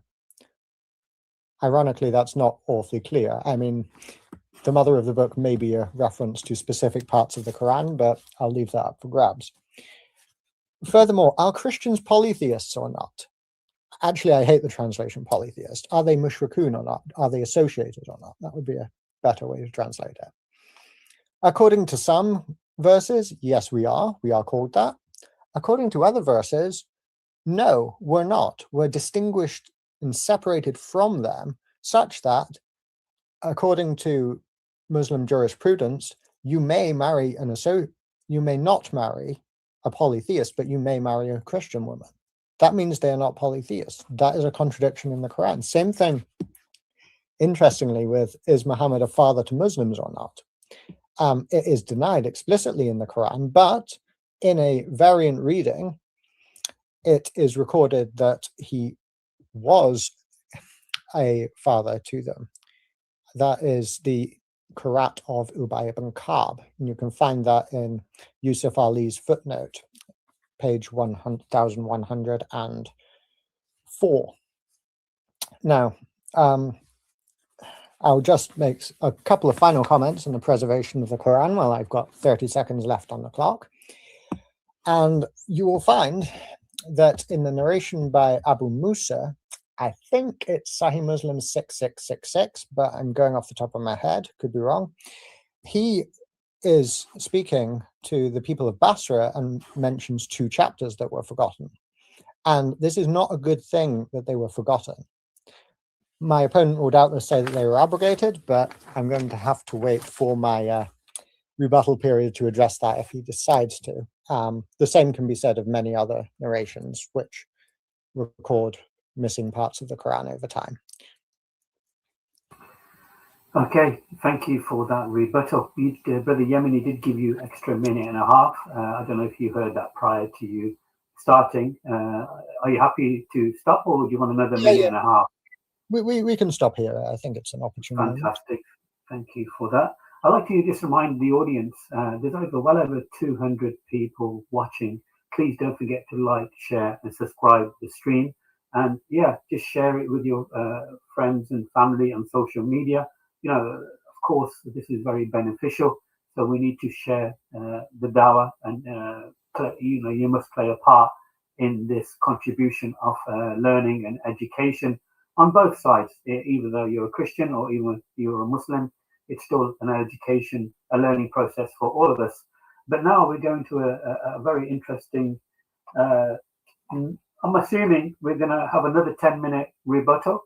So stay. Brother Yemi, it's 7 minutes for our second rebuttal. Okay, not bad. So we're going to 7 minutes now, times 2. So brothers and sisters, stay seated and look forward to Brother Yemeni's rebuttal. And of course, King Servant will respond soon after. Brother Yemeni, I'll be stepping down and then you can begin. Sure, inshallah, I will start my time now. All right, so as expected, there was no actual evidence presented by King Servant for my opening presentation, nothing but assumption. But let's address what he mentioned in his first rebuttal. He said hadith is different to what we find archaeologically, right? We don't have any mention of Mecca. Well, actually, Diodorus of Sicily in the 1st century BC mentions of a temple that was revered by the Arabs. Now, some people think this is referring to the Gulf of Aqaba because it mentions Gulf, but what King Servant actually needs to do is actually provide evidence of a temple that was revered by the Arabs at that time, other than Mecca. Also, pre-Islamic poetry, he actually used, I'm not place, but pre-Islamic poetry speaks about Abraha and the event of the elephant, right? So if you're going to use pre-Islamic poetry, then use it, you know, and that will demonstrate that there was actually something. And this is actually how we know the year of the birth of the Prophet ﷺ. He was born in the year of the elephant. We know this from pre-Islamic poetry. But again, you're looking at Mecca, which is a city that is constantly being developed. The Haram itself has been constantly developed, and it's now at a size that actually exceeds the boundaries of the original city. So when you talk about looking for archaeological evidence, obviously you won't find it in that particular space because the Haram in of itself already expands so much of that space. But then he says there was no archaeological evidence, but then says, but there was archaeological evidence of only monotheism in the 5th century. But again, you're not referring to Mecca, you are referring to other parts of the Arabian Peninsula. Mecca in of itself is a continuously developing city, unlike other regions of the Hijaz, which have things being preserved. And then talk about tradition, dating. Oh, what if the damage is extensive? Paul? Hey, Carfox, are you? You are the one that has to disprove that, which you haven't yet. You haven't proven this. When you talk about not understanding women giving birth to its masters, it's in reference to the disrespect of children. So women, mothers will give birth to children who then grow up and disrespect them and order around as if they are their masters. When you come to the Bedouin prophecy, and the fact that you had a contention with it astounds me, because at the end of the day, you only went off a translation with regards to some sort of meaning put in. If you actually look at the Arab text, it doesn't mention they are naked. You have to look at the Arabic text. I mean, we have Google Translate. You can put it into Google Translate if you want to get a fairly accurate reading of it. You know, we've got technology at our hands. You should use it. What else did you mention? Oh, yes, the hadith of resembling the parents. You thought I didn't quote it because it's something that is, falsifies the Prophet ﷺ. Actually, it was on the screen, but for the sake of time, I skipped over it. But let's address it now, considering you've brought it up. There is actually no scientific demonstration of this. No one has actually gone forward and actually studied this. So it remains unfalsifiable to this point. Unless you can provide some scientific discourse that actually shows that this is not the case, you don't actually have anything. Because at the moment, the only thing that is proven is regarding genetics, not regarding who first, you know. Mixes falsehood thing, but you're talking about this is a category area. We're talking about prophecies, and you're talking about the mixing of falsehood by the jinn with regards to historical information. And have you not seen your category error here? The Quran is clear, and you mentioned that this is referring to every verse. The Quran doesn't say every verse. In fact, you gave me the reconciliation. An internal contradiction means things that can't be reconciled. When the Quran says that this is a detailed explanation of all things, okay, and it refers to the interpretation, it explains that it is clear in its understanding that this is a clear Quran, and there is ambiguity to it, and the Prophet ﷺ is to explain it to us, and the Arabic language is there to use, right? These are all reconciliations of these claims. These are not contradictions. I think you need to understand what a contradiction is. And you mentioned another contradiction, apparently, which says that Christians are polytheists, but they also refer to them as the people of the book, and you can marry them. Therefore, they're not polytheists. No, it just shows that the Christians have a special place with Allah, despite being polytheists. That's why he refers to them as the people of the book, and therefore we can marry their women. And even that has its criteria. The woman has to be chaste. So in other words, Muslims take the best of the Christians, the Christian women, and we leave you the worst of the Christian women, the ones that are unchaste. Then you mention about the verses that have disappeared. Of course, you know, I say it is abrogated. You have to prove that these are not abrogated verses, that they are simply things that have been forgotten, lost by accident, and not deliberately removed from the Quran during the revelatory period. That is on you to substantiate, not for me. And again, I'm left with an hour, not an hour, sorry, a minute and 40 seconds. You know,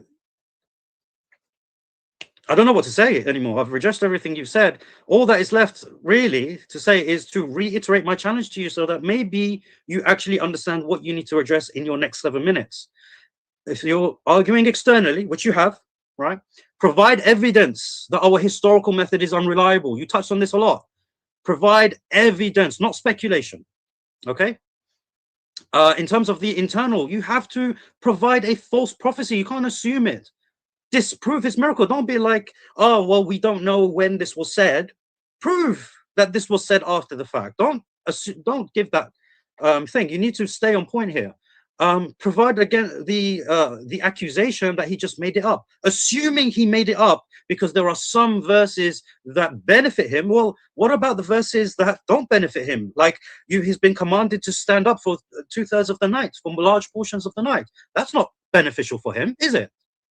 You know, for his feet to crack under the weight of praying, right? The fact that he has to constantly preach, constantly go through the struggle, constantly go through the persecution that he think none of this is beneficial for him, right? Why don't you bring that into the picture as well? So you have to prove beyond reasonable doubt. This is what we're asking for. The internal consistency, you had a shot at it, but you need to do better. And that's my time.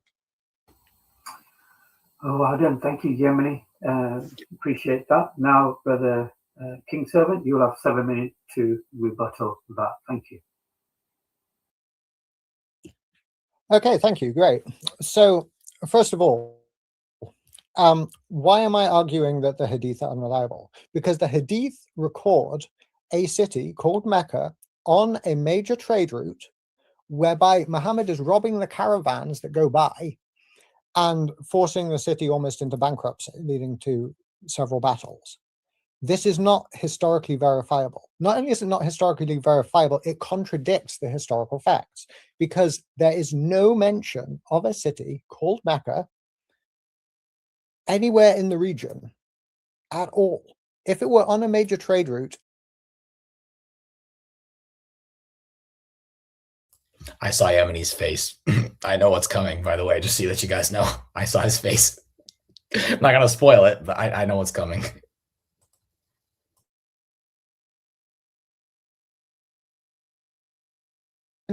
somebody would have heard of it. Nobody had. Now, when I say if Mecca existed as described in the traditional narratives, maybe it was a tiny town that had nothing to do with trade routes that is so small that, yes, there's no archaeological evidence for stone inscriptions from Mecca whatsoever. You're right about that. But the ones that exist throughout all of Arabia are monotheistic past the 5th century. So much for the entire legend of Muhammad preaching monotheism to people who were worshipping all of these other gods. Maybe there was still some remnants of pagan worship left, but it was not dominant in Arabia at the time whatsoever. False prophecies of Muhammad, if you want one, there is the case where he identifies a particular young boy as being the Antichrist, or at least strongly suggests that. You say that Muhammad does not reject the Father and the Son, but if you actually read the Quran, which I know you have read it, it explicitly says that even the way in which Christians and Jews call God a father is to be rejected. It's not just they're rejecting some concept of Jesus as the literal Son of God. It's rejecting the fatherhood of God completely. It says, if God were your father, then why would he punish you? No, just say we're slaves of Allah, right? So when it comes to the satanic verses, what is your evidence, Yemeni, that it was not agreed in the earliest centuries that the satanic verses took place? There's 50 sources saying it did. Only one of them rejects it, and that's not from one of the Sahaba, and he rejects it on theological, not historical grounds. Yeah, if you want to say the Sahaba didn't agree on it, name me one that disagreed. There are chains, plenty of them to pick from. The situation of Mary the Copt, the honey, yeah, totally true. You actually made a good argument against Hadith yourself, I think. There are two different circumstances for revelation of that Hadith. The honey is definitely the more of that Quran verse. The honey one, that he's eating honey that his wives didn't like the smell of, is definitely the more palatable of the two. Two contradictory hadith about the revelation of the same Quran verse is one of the criteria which Joshua Little gives in his 21-point summary of why hadith cannot be trusted. And you can see his work for more details on that if you want. I don't have a lot of time, as you know. The story of Muhammad's scribe is inauthentic. Who knew? Couldn't have seen that one coming. Now, let's get into what I think is really the crux of the argument. Alexander, I'm assuming a link. Is it an assumed link to say that someone who is known as the two-horned one, who traveled to the east to the rising place of the sun, and to the west to the setting place of the sun, and built a wall for Gog and Magog to keep them out until the day of judgment, is the same person who is being referred to in the Quran? It's clearly the same person. You have the same events in the same order. Name me one other person in history before Islam who is said to have built a wall to keep out Gog and Magog and to have two horns. Can you name me one? Please go ahead if you can. They don't exist. Only one person fits this description, and he fits the same events in the same order as the Quran. This is how derivation of a story is proven historically, not based on a narration saying that Muhammad heard this story from a Greek who read the Alexander Romance. That's not how history is done, Yemeni.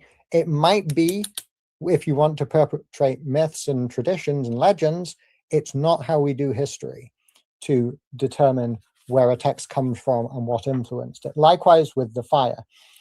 I did not assume that it was made up. I demonstrated how it was made up over time through the link between Zoroaster and Nimrod, and also through the play on words of of the Chaldees and Ur of the Chaldees, the fire of the Chaldeans. This is where the story comes from. It did not happen. We know it did not happen because we know why they created this story.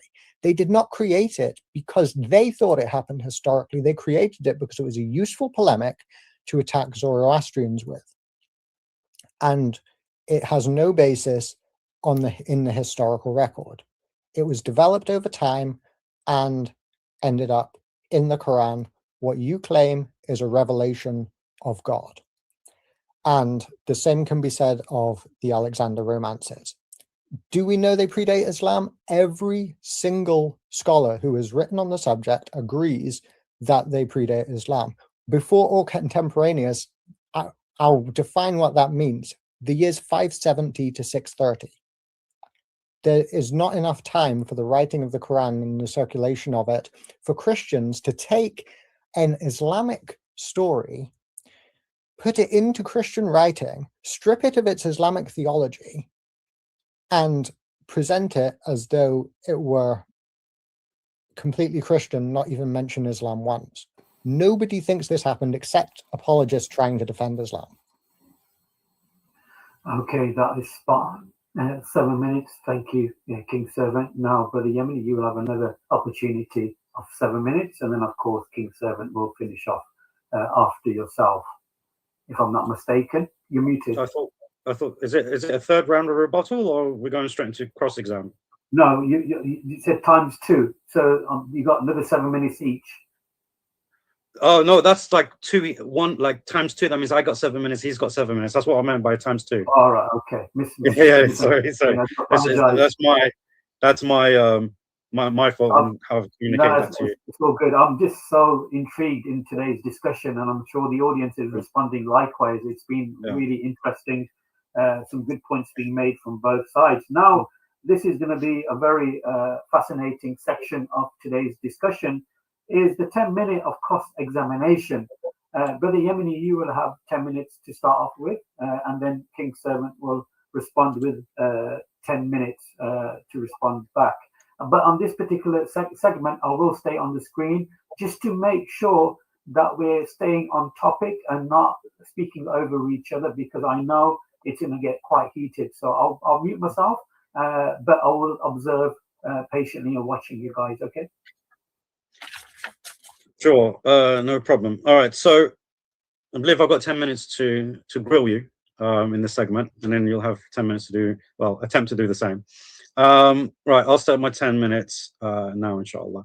All right, so Daniel, I really want to get into the crux of this, right, with regards to historical reliability. Can you provide concrete evidence that the isnad system is an unreliable historical method? Oh, for sure. If the isnad system were reliable, it would not report a Mecca on a trade route which never happened. We know it never happened because of the historical lack of evidence for Mecca by its trading partners and enemies and friends, and the Romans who supposedly entertained the leader of Mecca. That would exist if hadith were reliable. Yeah, okay. I mean, that's not actually a demonstration of the isnad system. This is an assumption based on external evidence. I'm asking you about the isnad system itself. Does the isnad system, is it a poor methodology for establishing history? You need to demonstrate that. Can you do that? Yeah, it's a poor methodology because it results in absurdities like a city that, as I described. Okay, I'm gonna approach this from a different angle, because in order, I don't think you really understand what's going on. What do the terms tashif, idrab, shudud, and idraj mean, and what are their function? I don't know. Okay, so these are, I'm not going to comment because I can't really comment, but just, Sure. I assume it's got That's something fine. to do with isnad criticism, but I don't know. Well, So yeah, but you don't know what they mean. Okay, fine. So we'll move on to the next question. I'm going to ask you about some things which you try to shift the burden of proof for. Is the satanic verses. Prove to me they're authentic. Oh, I'm not What's your evidence that they're authentic? I'm not claiming they're authentic. What I'm claiming is that the early Muslim community believed they were authentic, and that's a problem for you. Okay, fantastic. What is your evidence that the early Muslim community believed it was authentic? Because there are 50 different references to it with different chains of narration. Not that there are 50 different chains of narration referencing that go back to the Tabi'in. I don't claim that they go back to the Sahaba, even though they're claimed to have. And never once is it disputed on historical grounds, only one occasion based on theological grounds. Okay. Does the amount of reports signify that it was believed to be authentic on its own? Given the complete absence of contrary reports, yes. No, you're incorrect. Okay, so that's not a question. We just wanted to, yeah. The other thing that you shifted the burden of proof on was Alexander the Great. Can you provide a link between Alexander the Great and the Prophet, peace be upon him? A conclusive one. Oh, this isn't the historical Alexander the Great. This is the mythological creation. I'm not asking about the history. I'm talking about the story itself, historical or myth. Can you prove evidence that the Prophet, peace be upon him, came to know about it in order to put it into the Quran? Yeah, because he recounts this myth with the same characteristics in the same order as found in the Alexander romances. That's not a coincidence. That is the evidence. And this is the kind of evidence that historians use to show when one story is derived from another. Not the kind of you're asking for. Sure. Do you believe similarity equates to borrowing? Yes, if it's the same events in the same order, with the same characteristics and the kind of thing that we've seen. I wouldn't necessarily use the term borrowing, but it's derivation at least. I think the Quran is engaging with what is. Looking for the ultimate destination for fun? Well, look no further. Bolero is the perfect place to bowl. I suppose it depends how you're using it. Okay, so borrowing then. Okay. Engaging with- Would you, considering you are utilizing the naturalistic explanation, would you apply this criteria onto your own book? So if you have something in the New Testament and it's similar to something in the Old Testament, would you say that this is a borrowing of the Old Testament historically? Probably yes, because we don't have the same problem with our scriptures using sources that you do. We don't have a problem with the idea that Luke might be alluding to something in Isaiah when he says that this happened in the life of Jesus, for example. We think that makes the book all the better. Okay. Yeah. Well, at least you're being consistent. At least you admit that your scripture is borrowing from earlier material. Okay, that's fine. Can you provide evidence that that Abdullah ibn Abi Sarh, or that this is an authentic thing that actually occurred in history, to falsify the Prophet, peace be upon him, as making up revelation? No, but I think it's interesting that the story exists at all and that it's been preserved. But I don't necessarily think it's even historical myself. It's not about what you find interesting. It's about. You're admitting there's no evidence. The best you have is, I just think it's interesting. Really? Really? Arab. Wallahi Arab. Yeah, this is a prophecy the Prophet Muhammad, peace be upon him, made? I'm going to have to check exactly what the hadith says, but I think there's a reference to if he lives for so long, then something will happen. But I'm going off the I don't have the you're conflating reports. You're conflating reports. It's okay. I still have just under 4 minutes. Do you believe that when it comes to the biblical criteria, do you believe that we should explain or affirm the same theology as you, even though you disagree with the Jews regarding the theology, despite you both reading the same scriptures? I have no clue what that has to do with whether Muhammad is a true prophet or not, but I think because I'll explain to you why this is relevant. Because you, in your opening statement, you started off with biblical criteria, denying the Father and the Son, different gospel, and the law of Moses. This is biblical criteria. So why should we accept your criteria, considering your theology is that from the different to that of the Jews, even though you both read the same scripture? Why should we as Muslims accept that? Oh, I'm saying why I as a Christian reject Muhammad as a false prophet, and that would apply if you want me to apply what you would call Christian criteria, biblical criteria, being consistent as a Christian. Then I'm going to use the New Testament, which is what I quoted, which is rejected by religious Jews. Would you not think that this is circular reasoning if you're just utilizing what you believe in? Oh, for sure. I mean, it would only be if you are trying to say, King Servant, you're a Christian, you're critiquing us, you need to do it from within a Christian worldview. That's what it would look like. It would be open and closed case within 2 minutes. But I'm guessing you want to go further than that, which is why I did. Yeah, no problem. When you mentioned chapter 6, verse 99, do you believe that this is in reference to Mecca? As far as I'm aware, yes, it is. It's definitely a Meccan surah, and I think it is. Although I'm not asking whether it's a Meccan surah, I'm asking whether it refers to Mecca. Yeah, or the people who live around it. Based on what I'm aware of, that is the case, but I know you're insisting otherwise, so I'd be open to see what you've got there. Well, I'm not going to make a comment on what you actually... I know you can now. Maybe in a statement. Yeah. Okay. Let me ask you this. Why is it that the majority of your evidence that you presented today was from inauthentic sources? Why did you do that?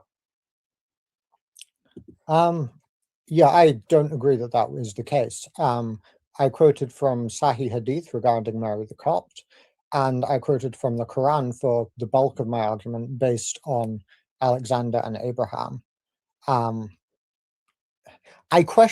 do not accept the statement that the incident with Zainab and so forth is inauthentic. It comes from Tabari, sure, but I don't think that that makes it inauthentic by Sunni standards. I didn't see evidence presented that it was based on fabricated chains or anything of that nature. Yeah, well, I'm not referring to the Quran because the Quran is, what's being tested. I'm talking about the historical material, right? And yes, this is why I said most of the evidence, not all the evidence. So, were you aware that these reports were inauthentic by Muslim standard? Yeah, I was aware that the reports regarding the scribe would be classified that way, but I think it's something that a person considering if Muhammad was a true prophet or not ought to take into account that such narrations exist before assuming the Muslim classification of them by people who'd already accepted him as a true prophet. A lot of assumption there. Okay. With regards to Abraham and the fire, what is your evidence that it was developed by Jews and not something that was it came from something that could have been true, yet became something that was within Jewish commentary? That's my final question. Oh, sure. Well, I referred to Yishai Kael's article on that, which in which he says the motif of Abraham's miraculous deliverance from a fire is completely absent from the Hebrew Bible, and it's developed from traces of this motif, which find their way in through Second Temple exegesis. So I demonstrated the wordplay, the association with Nimrod and Zoroaster, and so we can trace quite clearly where this story comes from and how it developed over time into what you have in the Quran. Sure. I mean, I don't think that adequately answers the question, but that's fine. Thank you for that, gentlemen. Hopefully, we're going to hand it over to King Servant. King Servant, your time will start as soon as you ask the first question. Okay, yeah, that's great. So, can you name me, Al Yemeni, one figure from pre-Islamic tradition who built a wall to keep out Gog and Magog, had two horns, and traveled from the Far East and the Far West, and was known as a righteous king, other than Alexander? Sure. Yeah, Dhul Qarnayn. Dhul Qarnayn means the two-horned one, right? Yeah, you asked me for a figure. I gave you Dhul Qarnayn. You said other than Alexander the Great, I gave you Dhul Qarnayn. I said pre-Islamic literature. Oh, pre-Islamic? No, there isn't one. Okay. When it says in Surah 18, they ask you about Dhul Qarnayn, should that be understood that people are asking about a figure that they've heard of before and are making reference to? Of course. And is there any other figure that you have any reference to who that might be, who did these things that I described? No, but the report you're referring to, they don't mention it was Alexander the Great either. They just mention the two-horned one. So I get this is a shifting of the burden of proof on your part. So the two-horned one was used as a designation for who in pre-Islamic Arabia? It wasn't limited to Alexander the Great. If you look at the early sources within around the 3rd, 4th, and 5th century, there were other figures that were referred to as two-horned. So yeah. Did any of those other figures build a wall to keep out Gog and Magog? That's not the point. The point is that there were other. Yeah, I know it's the question you're asking. I'm saying it's not a suitable question because it's not the point. The point is when you're referring to a two-horned one, it refers to several figures. That could be referred to several figures, but yeah, I mean, I've already mentioned, you're asking me the same question. I already said to you, no, there wasn't another figure that built a wall according to pre-Islamic literature. Okay, so can you give me an actual reference to Mecca before the Quran? To Mecca, not to a temple in Arabia like Diodorus refers to, which is generally considered Nabatean, but to Mecca itself. Is that word ever used in pre-Quranic literature anyway? That's an exact word fallacy. You're asking for the exact name, especially when cities were known by different names. Even the Quran mentions that Mecca was known as Becca at one point, right? Now, Diodorus, my quotes of Diodorus are I asked you the question which you didn't actually address previously, right? You're the one again shifting the burden of proof when it comes to Diodorus. So I think you should have addressed that. Does Diodorus mention the term Mecca? I already said to you, that's the exact word fallacy, right? Asking for that particular thing is not suitable. Right? I never claimed that. I said, name me another place that was revered, another temple, which is a place of worship, revered by the Arabs other than Mecca. That was the thing that you felt to provide. I perhaps I'll do that in my closing statement. So are we to understand then, that what was Mecca trading in? What were the goods that they were trading? Patricia Kroner brings up the question, what would that have been? Various things. They traded in silk, in spices, in rugs. This is all mentioned within our authentic historical sources, which you failed to disprove as unreliable methodology. Doesn't Patricia Kroner directly address the trade in silk and in spices in her book Meccan Trade and the Rise of Early Islam, saying that this trade was no longer profitable in the 7th century? Yeah, well, what's her sources for it? Because all you're doing at the moment is an appeal to authority. You're not actually providing the primary evidence which she uses to say that it's not profitable. There is no authentic tradition that says this was no longer a profitable business. In fact, we do also know from the authentic historical sources, which you haven't used, that what was also profitable for them was the trade in gods. So this idea of paganism was something that was profitable to them as well. Is it not the case that every single religious inscription from Arabia after the 5th century AD is exclusively monotheistic, according to Ahmad al-Jalad? I haven't read all of his works. It was upon you to provide evidence of that, not just to simply claim it. So I can't comment on something you haven't provided evidence for. Okay. Since I'd like to respond to that, but I can't, I'll respond as a question. Have you ever read his book, Ancient Allah, in which he does answer those things and provide the inscriptions?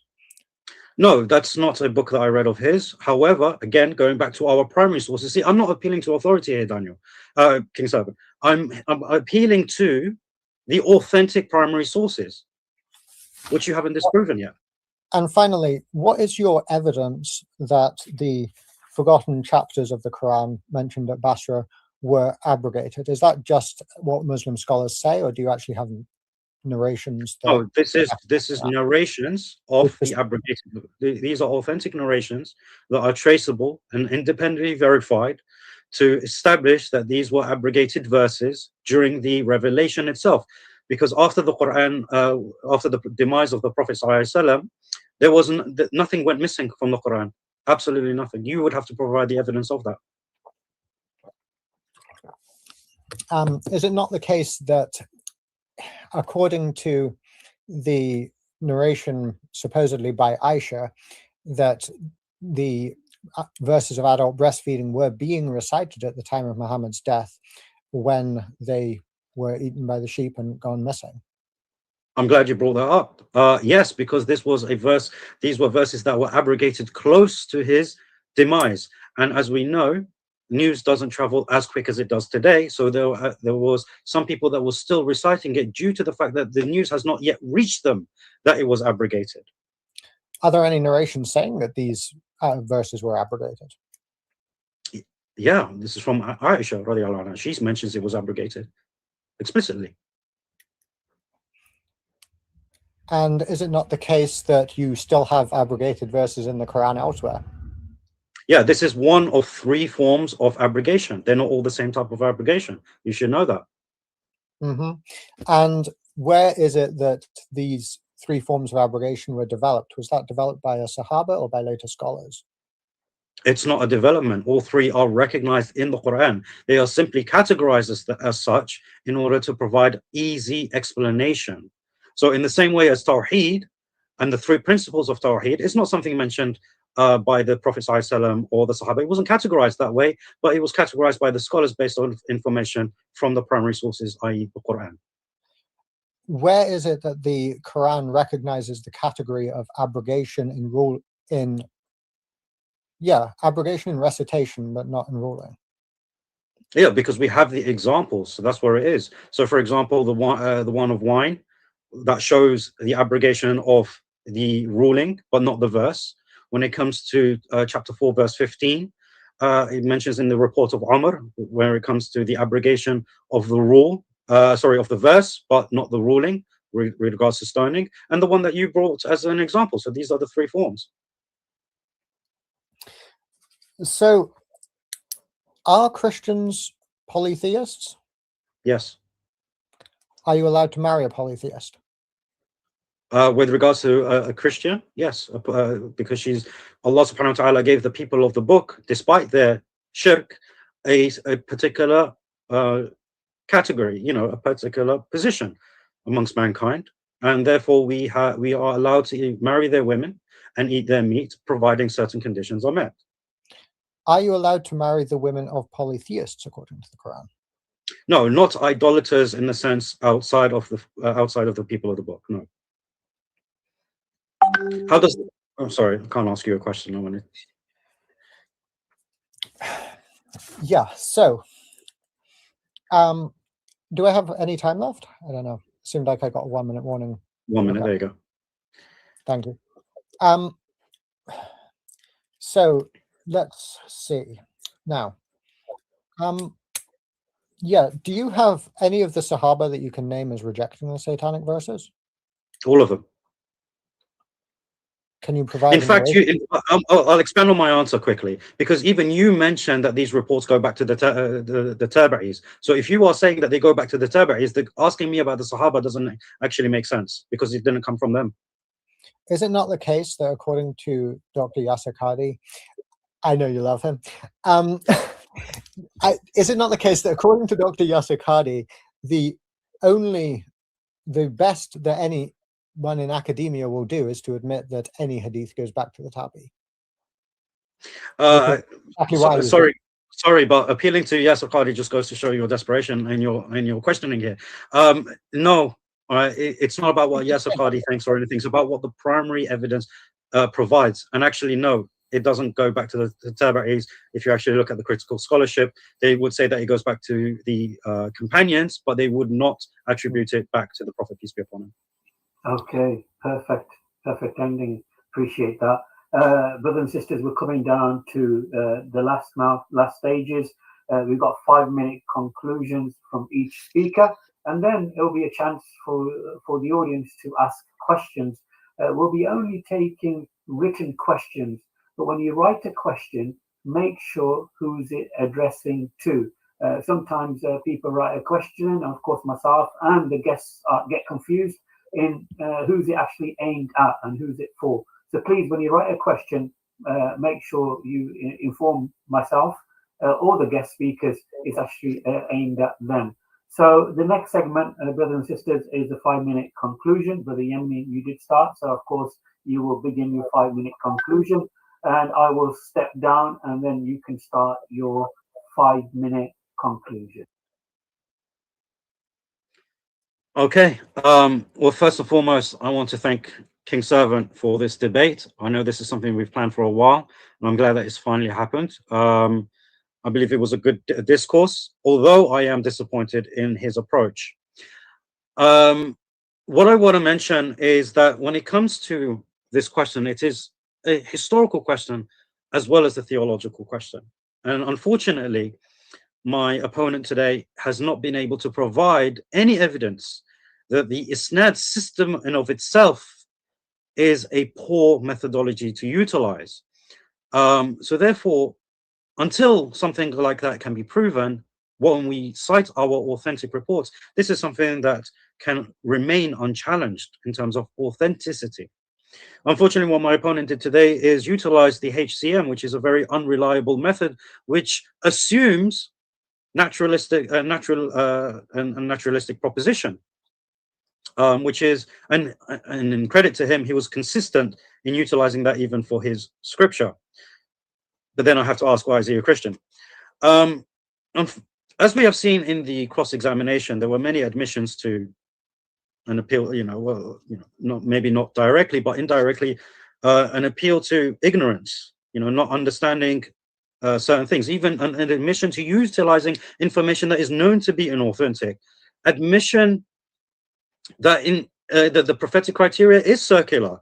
So a very fallacious discussion from my opponent's part. However, to end on a very beneficial note, when it comes to evidencing the Prophet ﷺ, as I mentioned at the end of my opening statement, it is an impossible task when given to non-Muslims. And make no mistake, King Servan is a very intelligent man, which is why I agreed to debate him.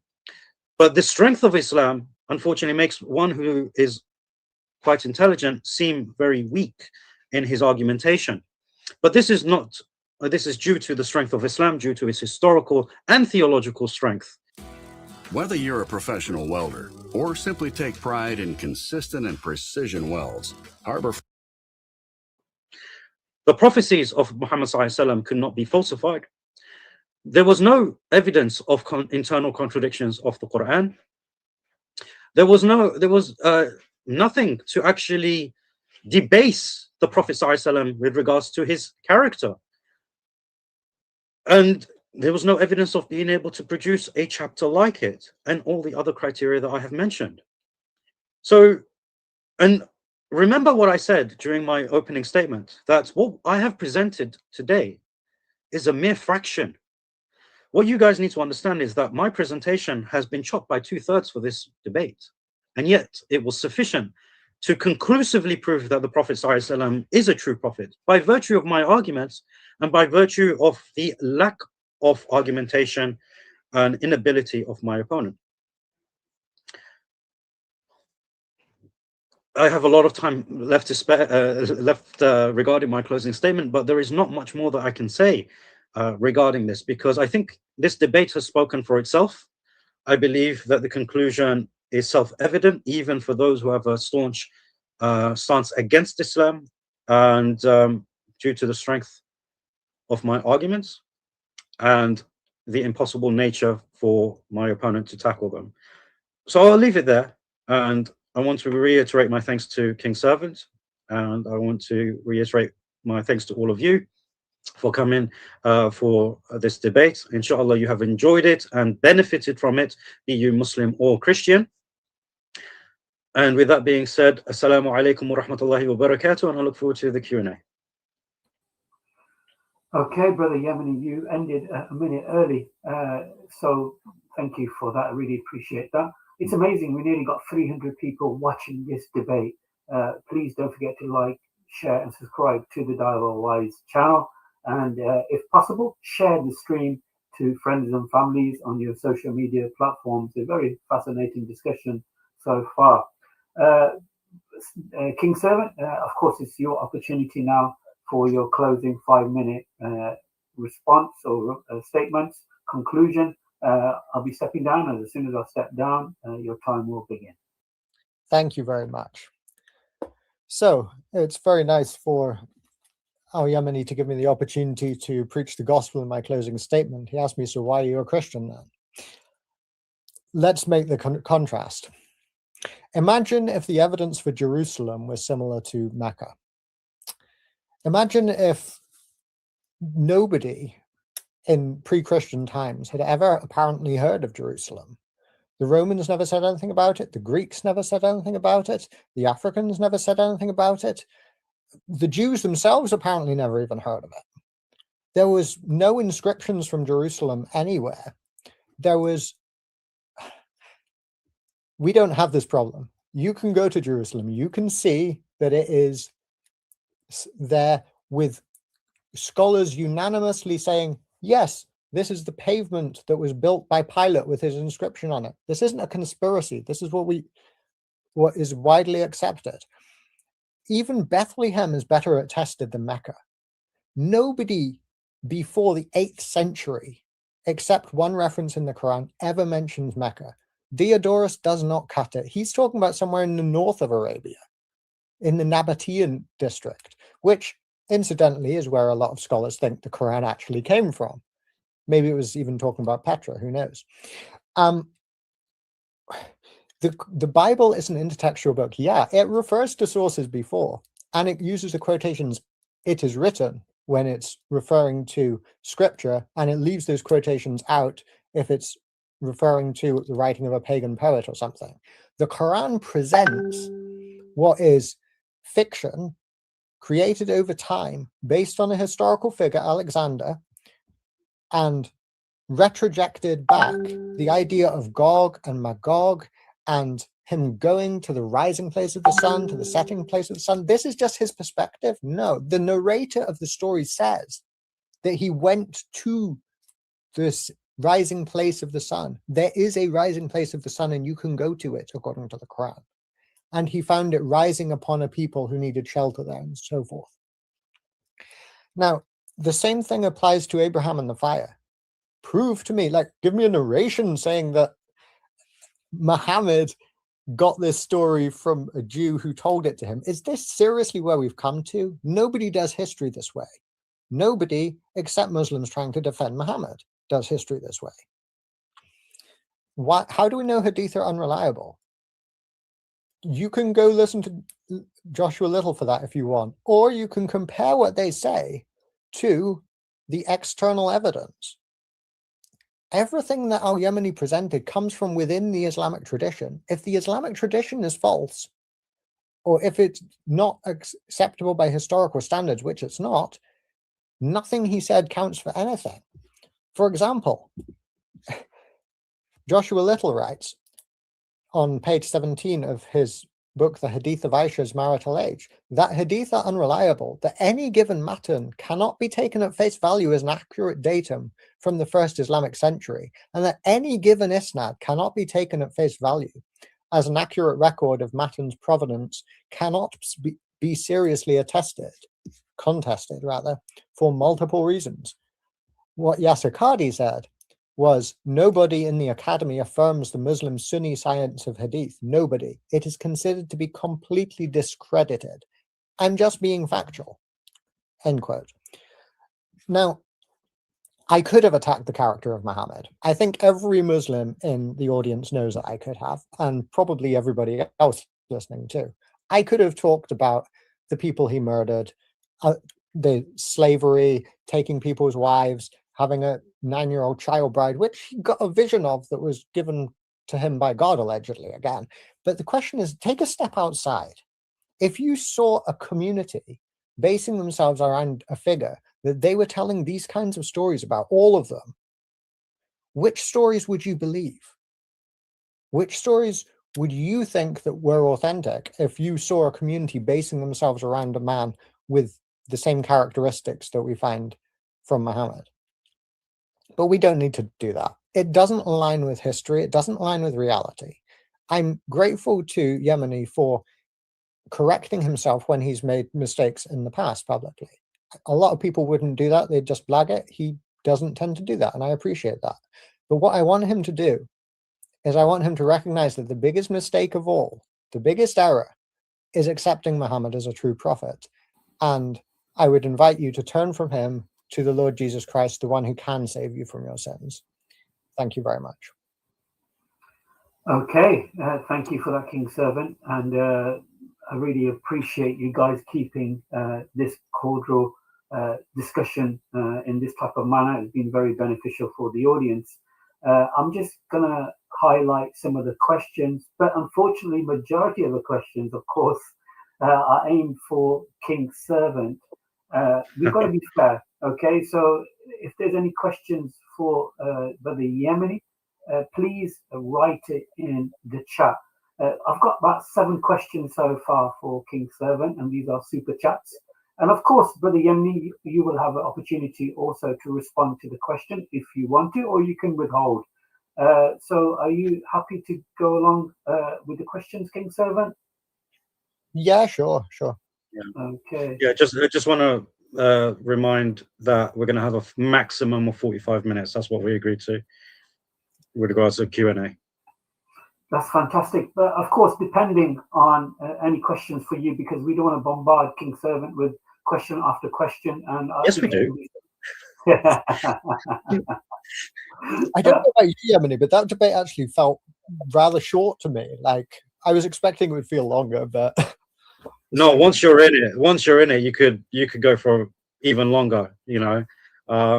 So yeah, no, it was good. Okay, we'll go straight to the questions. People are patiently waiting in the chat. Just a quick reminder, don't forget to like, share, and subscribe to Dawah. And of course, share this show, share the link to your family and friends on their social media platforms. Of course, Brother Yemeni's got a YouTube channel, and of course, you can contact King Servant via email, and hopefully we'll post that in the chat later on today. So we go straight to the first question. Unfortunately, surprise, surprise, is actually for King Servant. Okay, King Servant, there is a question, and if you want a minute, and then we can give the same minute to Brother Yemeni to respond. Yeah, perfectly good question. I was paraphrasing. What it describes is that she was not wearing a great deal, and that she got up in haste, causing him to see more of her than perhaps was usual.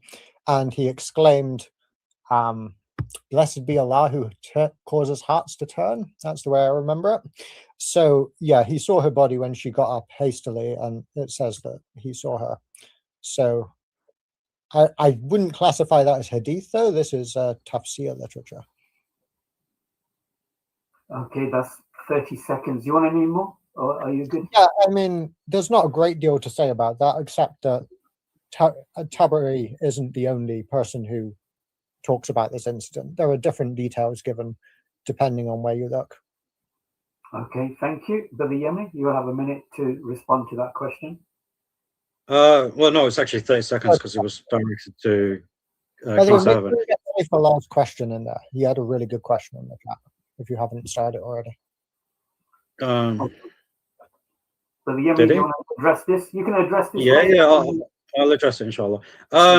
So yeah, I think again, you know, it was addressed in the debate that King Servant didn't even know that this was inauthentic. Any narration regarding the Prophet ﷺ lusting after her, not necessarily even seeing her body, but just generally lusting after her, is inauthentic. Just because it appears in our sources doesn't mean it's something to be relied upon. You need to be able to make the distinction between what is accepted and what isn't. Okay, there's one question I'm just scanning through right now. Bear with me. It's a question for Brother Yemeni. Go ahead. If Isnad methodology is impregnable, how did contradictory dates of Muhammad's time get through? Very good question, actually. I don't think you're referring to the contradictory dates of his time in Medina, rather in Mecca. So I'll correct you on that first. Secondly, it's based on, there is a reconciliation for this that is mentioned by the scholars. It's based on where it's calculated from, right? So there are three. One is that he was there for 10 years, another 13, and another that says 15. So there are three reports in Bukhari that mention this. The one that's 10 years mentions after the gap of, starts the timing from after the gap of revelation. So when there was a period without revelation. The second one in 13 is his total time from the point he received the revelation in the cave until he migrated. And the third one, which says 15, this actually refers to revelation period, because prior to the revelation of the Quran, the Prophet ﷺ did receive revelation in the form of dreams. So this was an approximation up to 15 years. So it's very easily reconcilable. Thank you. King Servant, do you want to respond to that? You got 30 seconds. I would just point out that the hadith are full of contradictions of various kinds. There was one, for example, whereby Robert Spencer frequently cites this. A man was killed during battle, and it says that Muhammad smiled and so forth. This detail is the same in each account, but the other details vary tremendously. Even the example of Mary the Copt, Yemeni cited an alternative rendering, also rated Sahih. They're both rated Sahih, saying that this was actually about Muhammad chewing honey instead, which his wives didn't like, and he promised not to do it again. So there's a lot of examples that can be given. And for more research, look at Joshua Little's work. Sure, thank you. We're going straight to the next question. Again, it's a super chat, so it's prioritized, and I'm going to bring it onto the screen now, and it's actually aimed at King Servant. The question is on the screen now. Yeah. Where does Islamic tradition teach that Dhul-Qarnayn is Alexander? Great. I didn't get the chance to go into this in cross-examination, but can I share my screen? Because I do actually have a citation for this. You have a minute if you can do that. Yeah, it's Jalalain, actually. So I think it's slide 29 on here. Just a bit further. 35.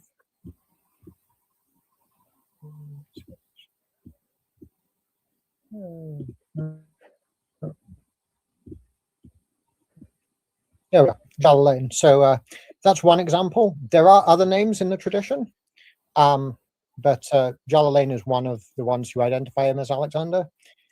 I think the earliest ones are all Alexander, but Ibn Kathir would reject it, and you get other people that reject it on theological grounds, not on historical ones. Okay, Brother Yemeni, you'll have 30 seconds to respond to that. Yeah, the response is on his screen, and they, the Jews, right? So this is an Israeliyah, right? And again, Al-Jalalain is not from the early centuries. So the people who received the Quran, who understood the Quran, they didn't believe this, right? So this in of itself is not an authentic report. It's just speaking about what Jews have said, right? We do not take Israeliyat as authentic or inauthentic, as commanded by the Prophet, peace be upon him. Do not believe nor disbelieve, right? But again, with regards to this, we know this is not who it's referring to, right? This was challenged to King Servant, but he didn't produce evidence. Okay, that's got on 30 seconds. There's a question for you now, Brother Yemeni. What response do I have to Joshua Little? I think you're referring to his statement about the honey and the other narration, both of which are sahih.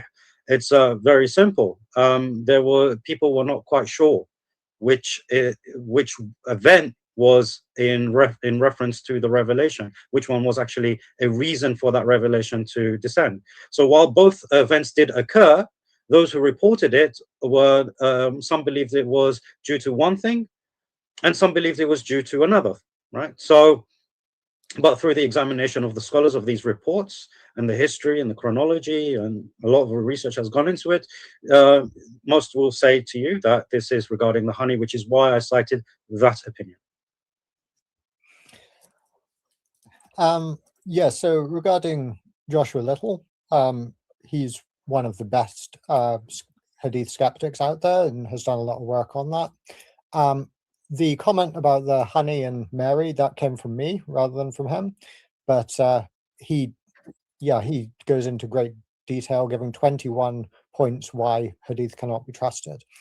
No doubt traditional Sunni Muslims won't appreciate that very much, but if you want to look at it from a academic standpoint, he's the man to go to. Okay, we're going to quick fire these questions because we've got loads already in the chat. So we're going to go quick fire. Again, King Servant, this question's for you. You'll have a minute to respond and 30 seconds to Brother Yemeni. Yeah, so there is actually a pre-Islamic collection of poems. I don't recall the name of it, but you can look at the work of Dr. Shady Nasser.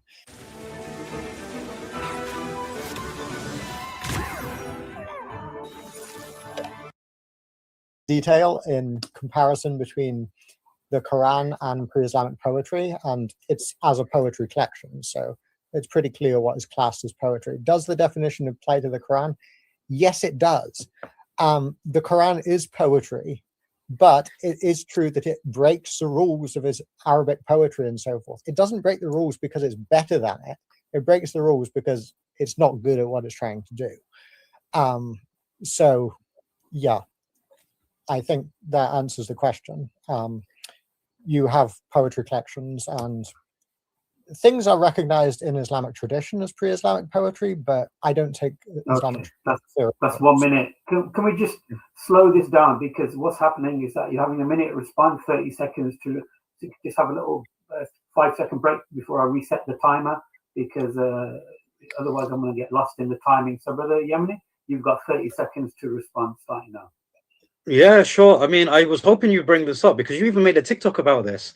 And it's very interesting because what he mentions is that the Quran is not poetry. He said if it was poetry, it would be considered bad poetry, but it is not poetry.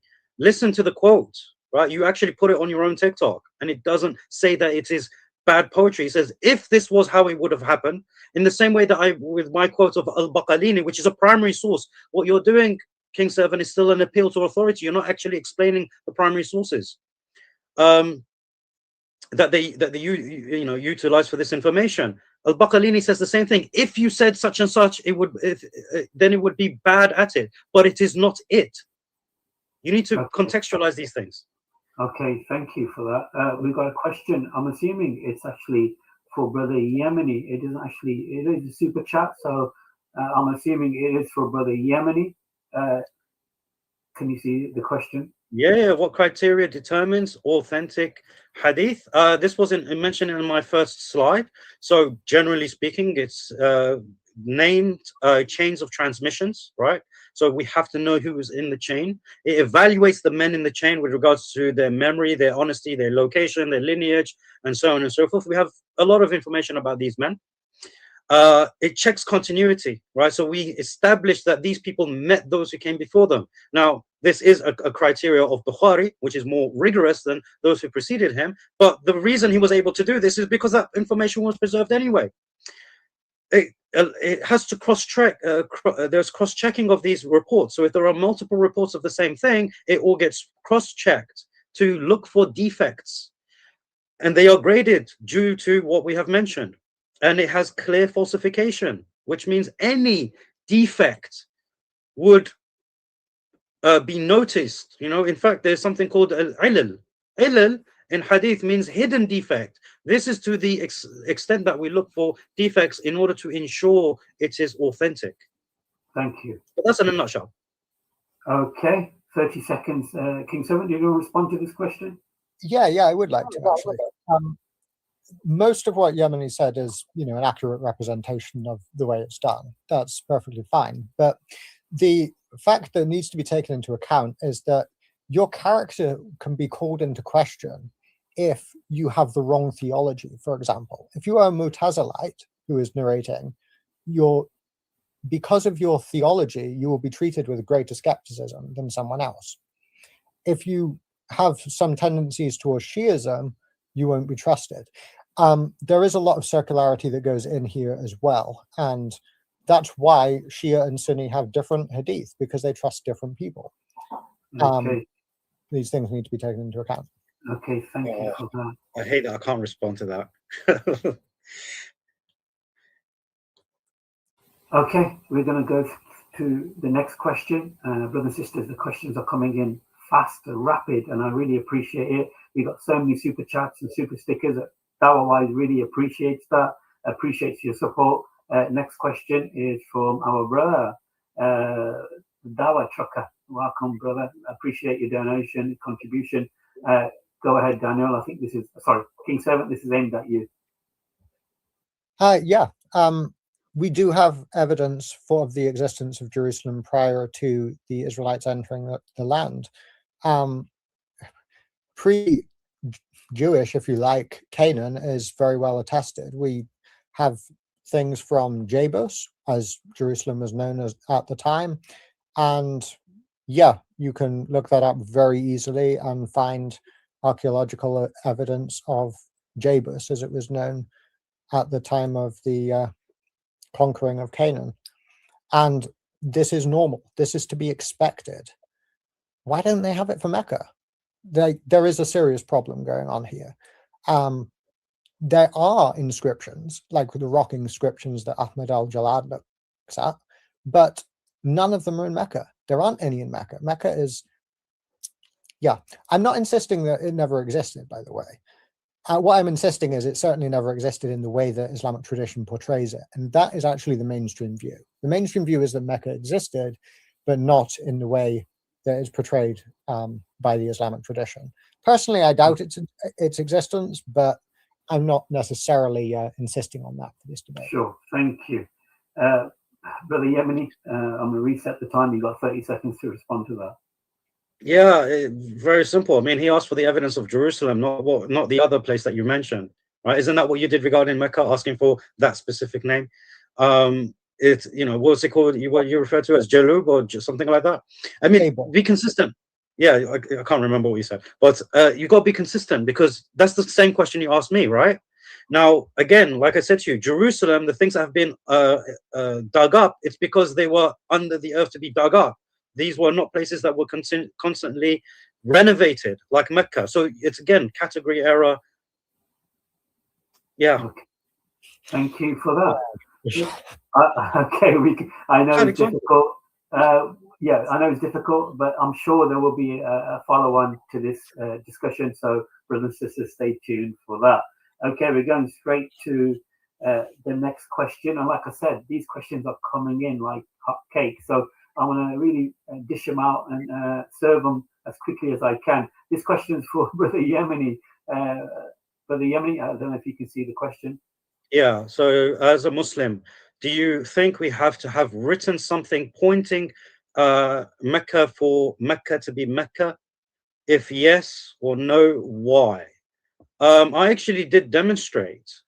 First and foremost, it's not the question of whether I'm a Muslim or not. This is supposed to be an objective discussion, right? So it's not about whether from the Muslim perspective, because even when I spoke about the Isnad system, it's not because it's a Muslim system, it's because it's a historical methodology, right? It just so happens to lie with the Muslims, right? This is why it's so authentic. But again, when it talks about history, I mentioned Diodorus of Sicily, right, which King Sultan still hasn't responded to in a conclusive way. Just assuming it's Petra, right, because some 80s Orientalists have said so. In fact, even in Exodus chapter 5, verse 1, if you look at Hebrew lexicons, when they mention the word Hajj in Hebrew, they actually put it in as Hajj, as pilgrimage to Mecca in their own lexicons. This is what the Jews say, right? And this is mentioned in Exodus. So you got to look at the evidence regarding this. Okay, so yeah. Okay, Brother Yemeni, thank you for that. I know you want to continue, and I can see King Seven also biting his tongue, but of course time is at a premium here, so we've got to go through the questions as quickly as possible. King Seven, you have 30 seconds to respond to that. Yeah, thank you. So what does Diodorus actually say? Does he mention Mecca? No, he just says that there's a center for cultic worship in Arabia. You've got the whole of Arabia. He says there's a temple, and so that's the best Yemeni's got for evidence of pre-Islamic Mecca.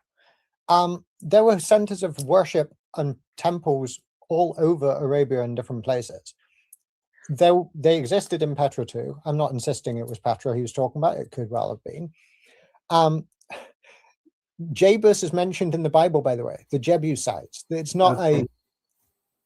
Yeah. Thank you. That's 41 seconds. I did give you some extra time. Yeah, that's fine, sure. Because I know you were biting your tongue earlier, so I thought you said. Okay. We're going straight to the next question. I thank you for the donation, the super chat. Here we go. This one's for King Servant. Go ahead, King Servant. Yeah, I don't think that's an appropriate question. Yeah, that's not. I mean, that is setting him up to fail, really. I know that's the intent. King Servant. I mean, Brother Yemeni. If King Servant wants to pass on this, I'm going to give you 30 seconds to respond to it. No, it's not fair for me to mention the difference between قد قربت وقربت. You know, because it's a question to him. I shouldn't answer it. Okay, we'll go to King Servant. If you're happy to go to the next question, it's aimed towards you, so you can read it and deal with it. Thank you. Yeah, what medical paper could I cite that disproves the morphological traits of the offspring are determined in that way?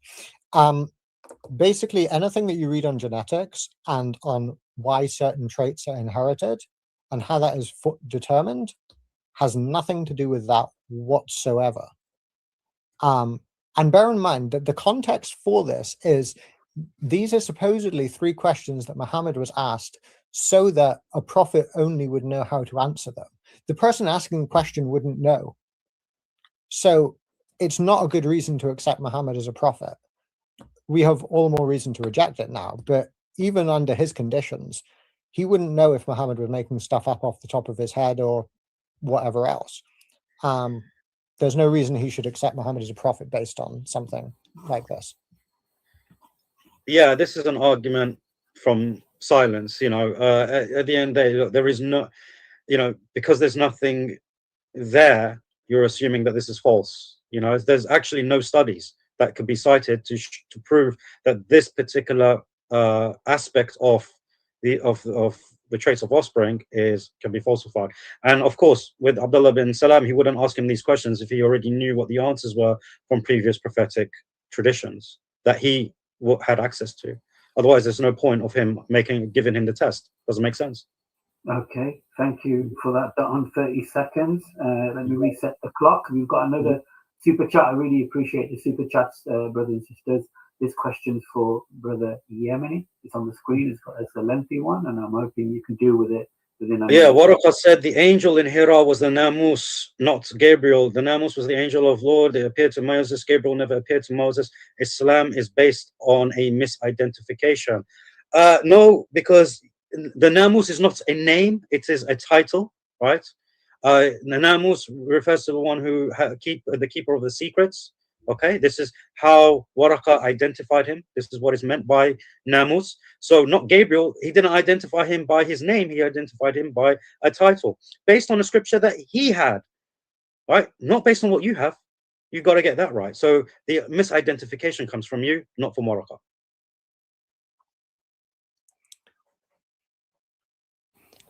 Okay, interesting. Let me just reset my time. I really appreciate you guys waiting. That was well under a minute, but you got 30 seconds to respond, King Servant. Yeah, thank you. So first of all, I point out that in Yemeni's discussion with Paperboy on Was Muhammad Deceived, he actually said that Waraqah was a Christian who used the writings of Paul. He seems to have significantly changed his position on the scriptures that Waraqah had since then. But the main mistake I think that Christians make is in taking the Islamic sources far more seriously than skeptical scholars do. You don't have to insist that Muhammad is a completely made-up figure to recognize that most scholars think that this incident never took place at all. We don't need an alternative explanation for it. Okay, thank you for that. There's so many questions, and I'm really surprised that there is a mixed bag of questions for everybody here. Just patiently going through them now. Let me just. The thing is, I want to stay on topic, so I don't want to. Okay. By the way, I keep hearing notifications. Has someone got their notifications open? Let me just check. I'm afraid that's probably my fault, to be honest. I think. Oh, okay. Because what happened, I think, during your closing statement, it did buzz a couple of times, and it sort of drowned out your voice momentarily each time. So fortunately, it still came through clear enough, but yeah, it did do that. Looking, there's a question in the chat. But we'll see. I'm looking for a question. It's a 2-part question, and it's pretty interesting. So I'm just gonna. It's from KS, and I'm trying to find it where it was. I do apologize. So inshallah, after the questions are answered, you can unstar them. Yeah, so that's a good way. Unmute. Yeah, instead of just going through them and keeping them, you can unstar them once it's been addressed. Okay, that question was for Yemeni, and now hopefully we'll get a question for King Servant. Okay, I'm hoping this hasn't been repeated prior, but can you see the question? Yeah. The character differences and characteristics. Okay. Let me know when to start. Okay, so the differences in characteristics and criteria are that HCM, as you call it, the historical critical method, goes, instead of depending on long lines or shorter lines of transmission, it goes for the earliest evidence available, the most widely attested evidence available. So multiple reports of the same thing as early as you can get it, and especially if it's material that is less likely to be made up. So these are the characteristics that indicate something that is historically true. And you can see how they would be applied, for example, to the Satanic verses. Multiple reports. It's earlier than most Hadith collections and seems to be filtered out over time. Would a Muslim make this up? Not really. Would a non-Muslim make this up? Perhaps. But how would they get so many Muslims to transmit it if they did? These are the kinds of characteristics that indicate a greater level of historical authenticity. Okay. Lines of transmission from people who are deemed reliable by people within the same tradition is, yeah, very questionable, because you're only accepting things from people that you like and people who believe the same things and teach the same things that you approve of. Okay, thank you. You need to look outside of the tradition for a wider historical view. Okay. Yeah, I mean, like I mentioned before, the HCM is based on methodological naturalism. I don't know why he's using it as the standard, because if you were to use it consistently, you would have to say that Jesus is not a prophet, he's not a messenger, he's not God, because the HCM doesn't actually care about this stuff. And it begs the question, it assumes its conclusion that it's not revelatory, right? So it's a poor system. That's the main problem with it. And yes, you know, he's right about going back to the earlier. We desperately need your support to save this house of Allah. Your donation will help install new prayer cards. True, right? But no one actually argues it must be true. They say most likely, it's probabilistic, whereas the Isnad system is certain. There's no ambiguity regarding it. Okay, thank you for that. Okay, let me reset, and hopefully this question is not a repeat question. This one's for Brother Yemeni. No, it's not a repeat question. I was waiting for this. Can you address King's point on the Persian loan words in the Quran, given the reports in the Hadith that the Quran was revealed in the Qurayshi dialect? Beautiful question. I actually love the questions coming from this individual. I invite you to my stream so we can have discussions. What do you call it?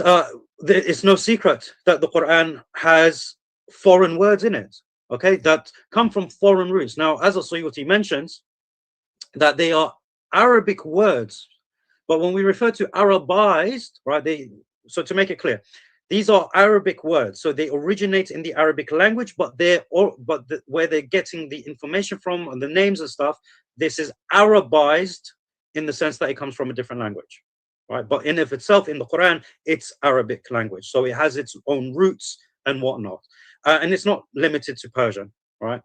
It's not limited to Persian. So it's a brilliant question. Hopefully that answers it. Okay, let me reset. King 7, you got 30 seconds to respond to that. Yeah, so the issue that I brought up with this is that it suggests a source that's more northern than Mecca. We can compare it with other Arabic writings, and we see that the number of Persian loanwords goes up as you move up in the Arabian Peninsula. Would make sense as you get closer to Persia. It's similarly curious that all of the major Hadith collectors are living far north of Mecca.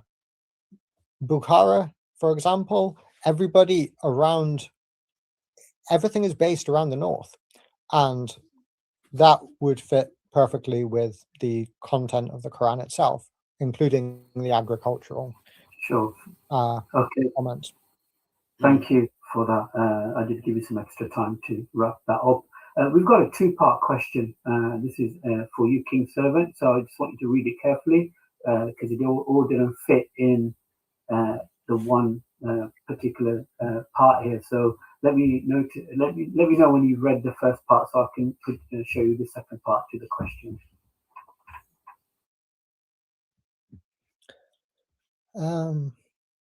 Yeah. Okay. Yeah, I got that first part.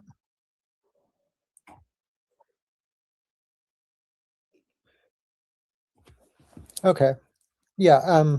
So what I'm there's going to do, I'm going to give you a minute and a half to respond to this question because it is a lengthy question. If that's okay, I can give a minute to Yemeni to also respond to it because it is a lengthy question. If that's okay with both of you.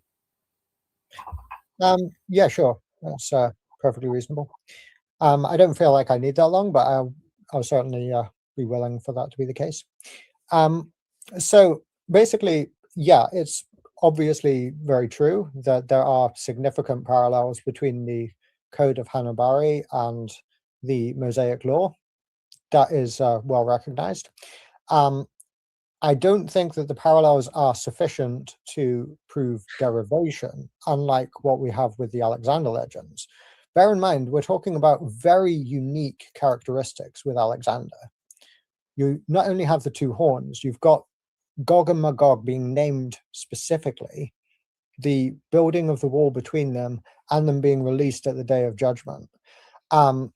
Yes, there is definitely similarities between Hammurabi and the Mosaic Law Code, but there are also significant differences, which suggest that they're not actually being presented with the same events in the same order as we see with the Alexander romances. And yeah, there are significant differences in content as well. For example, if a man builds a house and it falls down on the man who bought it, then the builder should be killed. Okay. But it also has, if his family are in it, then the family of the builder should be killed. And this is something that's prohibited by the Mosaic Law Code. So there are significant differences. There are not such significant differences between the Alexander romances and the Quranic material.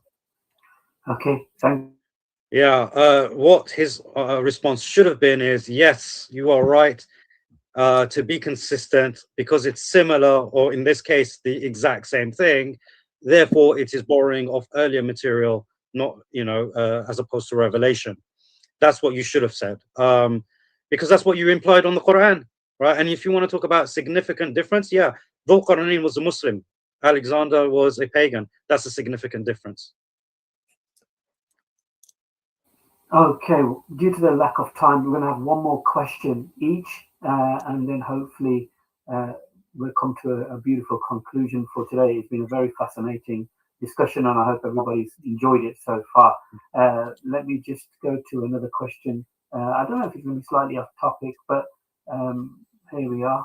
Brother Yemeni, if you want to address it, you can.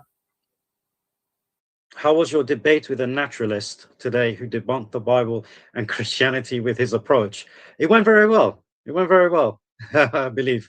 But at the end of the day, it's not down to me what I think. It's down to the people and what they think regarding the evidence that was presented by each side. But of course, I believe I've done right. I've done good in this debate, and I'm pretty sure King Servant will say that he's done all right in his efforts as well. Unless you want to admit I did good. No.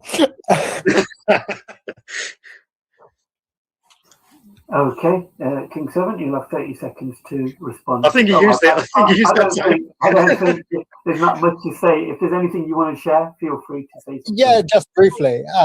I want to point out that the Hammurabi Code does not parallel it as closely as the questioner was implying. You can check that out for yourself. But what I would actually like you to observe is that Christians don't actually have a problem with sources for the Bible. We even think that in the book of Daniel, Daniel is deliberately taking things off pagan polytheists and using them as a polemic against them. You don't have the same luxury as a Muslim. You end up trying to justify things which were made up for this purpose. You don't get the same thing in the Bible that would parallel Abraham and the fire, for example. Okay. Okay. I'm assuming we started with you first with the first question, wasn't it, King Servant? Yeah. Yeah. So we're gonna. Okay. So this one's gonna be for yourself, and then the last question will be for Brother Yemeni. Mm-hmm. To Yeah, this is the same question again. It's the same question. It is the same question. Yeah. Yeah. There's Sorry one about about the that. preservation of the Bible and chains back to Jesus. I could answer that Yeah, one. but that wasn't highlighted because it's not relevant to the subject. Let me go to this one here. I think this is a new question. Yeah, that would be to you. That would be to you. I presume it is. Yeah, I take it that he's referring to the fact that Tabari says that he includes material which isn't necessarily considered authentic by him. But his opinion isn't binding on myself or Yemeni. And I'm not even pretending that even what I quoted that was Sahih is actually authentic. I'm saying that if you looked at Islam as an outsider and you saw that there were these stories floating around the prophet-like figure that this community followed, even including the stories that Yemeni mentioned, and you looked at it as a whole, you wouldn't want to follow this man if you actually took into account all of the evidence. You would think, I don't think they'd make up that. They probably would make up that. And I think that you would have good reason to not accept him as a prophet. But I'm going further than that and arguing historically that yeah, I'm sorry. Hold on there, Brother Yemeni. I know we know where the Quran comes from, and it's not from God. Okay. It's obviously from elsewhere. You have 30 seconds now to respond, Brother Yemeni. Go ahead. Yeah, like I said, I'm sorry because you've hidden behind assumption this whole debate. You're putting forward these things. I'm not saying this may be this. Yes, it's assuming this because it's early. You've been hiding behind assumptions this whole time. The reality is you haven't disproven that these Sahih Hadith are not authentic. You haven't disproven that. So saying, I'm not saying that it's authentic. I'm assuming it might, if there is a question here to be had, you didn't even provide any evidence for it to be a question. So I'm sorry. Yeah, but at least Tabari mentions very clearly, I know what is authentic, I know what is inauthentic, and I'm telling you, I'm making them, there's a mix of both. Okay, Yemeni, thank you for that. Okay, this is going to be the final question. And we actually thank you for the super chat. I really appreciate it. This is a question for Brother Yemeni. You'll have a minute to respond and 30 seconds to King 7. Muhammad and wife, which wife? Oh, Khadija was very doubtful about the nature of the angel in Hira. In the Bible, no angel forced a human except the human wrestling. Jacob, how can you believe in Muhammad if he doubted? No, they didn't doubt in the nature of Gabriel. In fact, Khadija said, Allah will not do this to you. Right? So she actually put certainty into the heart of the Messenger ﷺ. And the Messenger ﷺ, at the end of the day, this is a natural human reaction. This is a man who had an encounter with someone he didn't know, who squeezed him tightly and commanded him to recite something. This is a traumatic experience, a place of uncertainty. He didn't know what was going on, so he sought comfort, and his wife said with a surety, Allah will not do this to you. He will not, humiliate you like this. And then she went to her cousin, knowing that he would affirm. Right? So there was no doubt regarding this. And the Prophet ﷺ soon after had his own certainty when the revelation continued to come. Yeah, if we can get my presentation up, I do actually have something relevant to the question. Thank you. So slide 55. So I know it's a little small to read, but according to the earliest source, Ibn Ishaq, what actually convinced Muhammad that he was a prophet and Gabriel appeared to him, again, I don't accept this as historical. I don't accept anything in Muhammad's life outside the Quran as historical. But if you want to hold Muslims to the earliest sources they have, she sits on him and strips and asks him, do you still see Gabriel now? And when eventually he says no, she says, oh, it's clearly an angel. 45 seconds. bizarre. But yeah, there you go. Okay, thank you for that. That actually concludes today's debate. What a fascinating, interesting debate, brothers and sisters. Thank you for your questions. Thank you for the super chats and super stickers. And if you haven't subscribed, if you're new to Dawah Wise, don't forget to like, share, and subscribe. And of course, Brother Yemeni has got a YouTube channel, and myself, I've got a very fledgling YouTube channel, and I'm sure King Servant has also. So don't forget to like, share, and subscribe to the YouTube channels respectfully. Thank you for the Q&A. It's been very fascinating, very fast-paced. I don't think there's any closing remarks from each speaker. Do you want to say a minute each before we wrap it up, out of respect each? Yeah, I just want to, thank Daniel again for the debate. It was interesting, and I think he's done a fantastic job in strengthening the arguments for Islam. But I also want to mention that we will be doing a post-debate analysis in 20 minutes after this, inshallah, while everything is still fresh in their mind. So if you are a Muslim or a Christian and you want to hear the thoughts of people of this debate and maybe exchange ideas and whatnot, you're more than welcome to hop over to my channel and do and have that after party, essentially. Yeah, well, I'm sure Yemeni encourages non-Muslims to take part and ask the questions. If you missed out on today's Q&A, feel free to go onto the channel and ask questions directly to Brother Yemeni. I'm sure he'll be happy and gracious enough to respond to your questions. Go ahead. I also have one more thing. My apologies. As I mentioned, that I did cut out a lot of information with regards to this. There will be a stream later on, inshallah, on my channel where we will have the full presentation as it was originally intended, and I invite Christians to come on and challenge it without time restriction. Of course, this is a debate. We have time restrictions on both our parts, so that's an invitation to Christians to challenge my full presentation, which has a lot more detail and will clear up many things, inshallah. Okay, King Servant, I'm actually going to give you a minute and a half because Yemeni did take a minute and a half. So out of respect, you'll have a minute and a half to deal with any closing statements. Go ahead. Yeah, first of all, thank you to yourself, Mohammed, for, well, I should be more specific. Thank you to yourself, Abu Shuaib, for moderating for us. And thank you for, after about 2.5 years after you originally challenged me to debate this topic, for setting a time and date for it, Yemeni. And I'm glad that we've been able to have the debate. And I think our friendship is as intact as when we started. So I'm grateful for that. And yeah, obviously a lot of things didn't get said on both sides. There's only so much time, and yeah, I appreciate the opportunity to share with you what I have to say on the subject. Thank you. I've got to say, gentlemen, this is one of the times or a show or a debate where I just don't want it to end. It was very interesting, very beneficial for all the audience, and the questions were fascinating. And I do apologize if I never got to deal with all the questions. But like I said, you'll have opportunity in a couple of minutes to jump on Brother Yemeni's channel to ask him directly.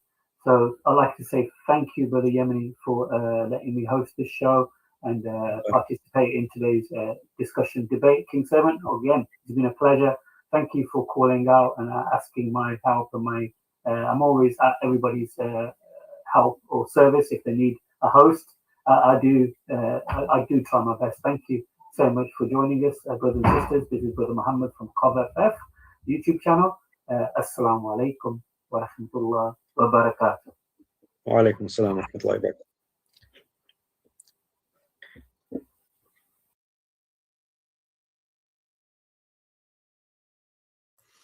Okay, alhamdulillah, that was the end of the stream.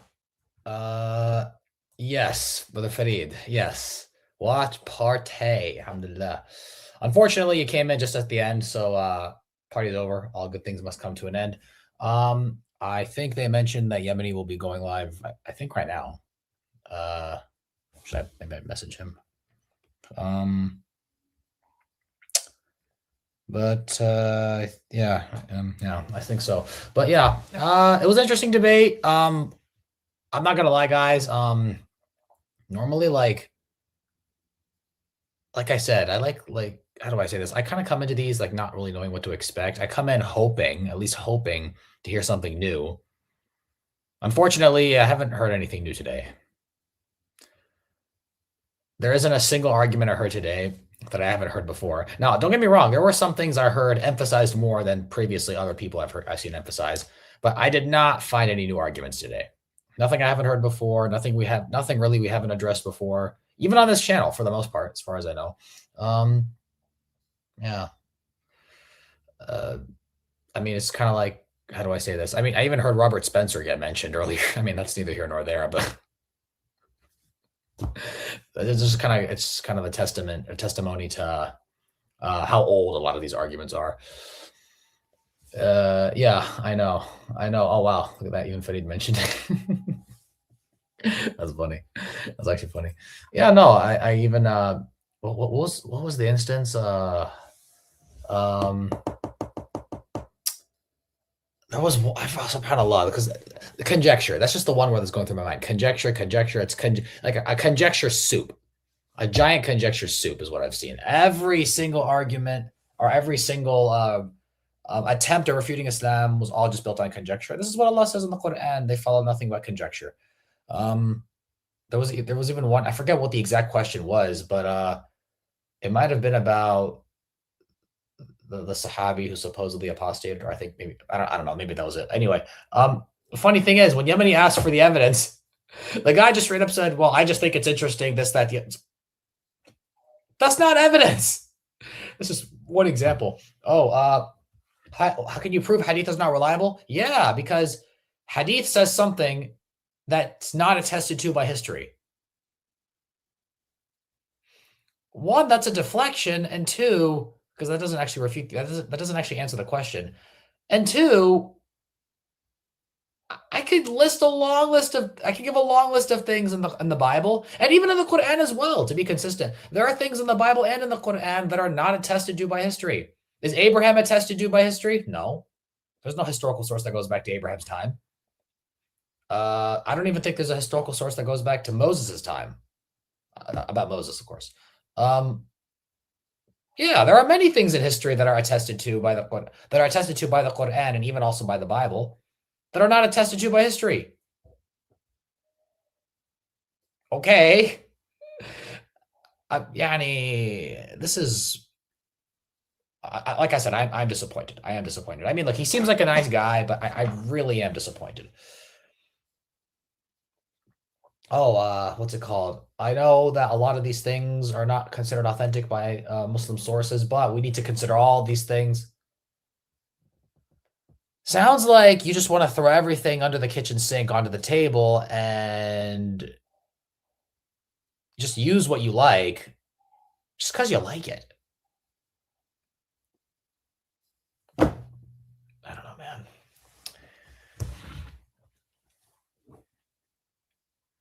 Have you ever visited Morocco? No. Although I'm guessing you think that because I'm wearing it. See, guys, this is not a what's the word called? This is not from Morocco, guys. This is a Mexican poncho. I know it looks like that, but look, see, like this is a Mexican poncho. This is short. It's it does look like those things Moroccans wear. What's that called? It's not a thobe. It's like a thobe. I don't know. Anyway, the point is, this is a Moroccan. This is actually Mexican. Believe it or not, it's a Mexican poncho. Have you ever visited Palestine? Yes, I have many times. Alhamdulillah. It's actually on my channel. I have a Palestine playlist. Go to the playlist, inshallah.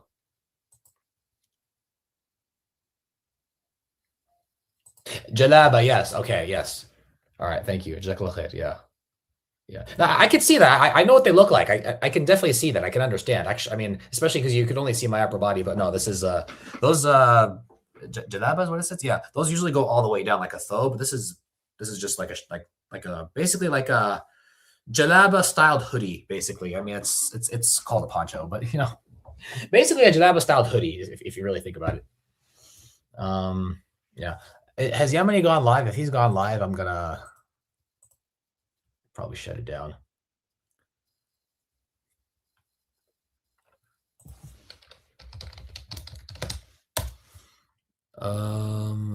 I don't think he has. Maybe, to be fair, but he's probably taking a break, to be fair.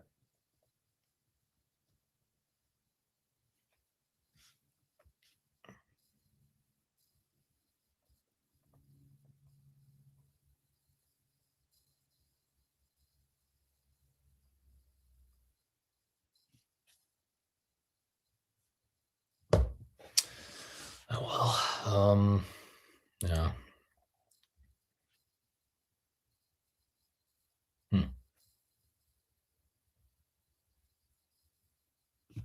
Okay, anyway. And we'll have to see, inshallah. But oh yeah, wa alaikum assalam, Dawah Trucker. We just did a whole watch party, alhamdulillah. Like I said, I'm very disappointed. I'm very disappointed. Because I was really hoping, I was really like looking forward to seeing something new. So like I said, guys, I don't know how else to say it. I'm sorry, but we've seen all this crap before. We've seen all this stuff before. Oh, wanted to fulfill his desires. Oh, you know, what's it called? Oh, the satanic verses. Oh, yeah, you know, hadith comes hundreds of years. I mean, he didn't quite say this, but you know, hadith, Mecca didn't exist before this time. We've heard all this before. We've heard all this before, man. I was hoping for something new, something fresh, something like the next big thing, you know? This is like when Apple comes out with a new phone. It's like, it's not really a new phone. It's just the same phone, just repurposed.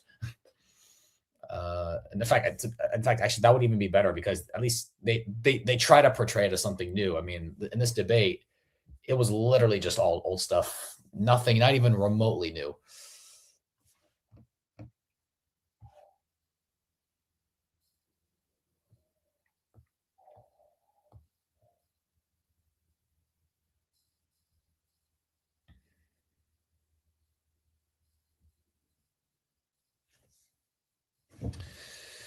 Anyway, man.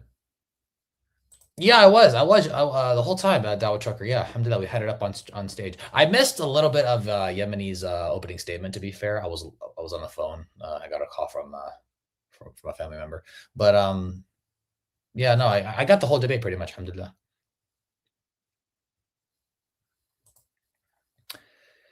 Brother Rabzi, what is your city in Palestine? I'm from Jenin. Oh, mashallah, Allahumma barak, Allah barak wa yahmi al-nas fi إخواننا في جنين اللهم آمين وفي كل فلسطين.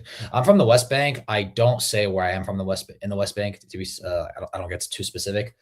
What do you call it? But I am from the West Bank. That's what I always tell people.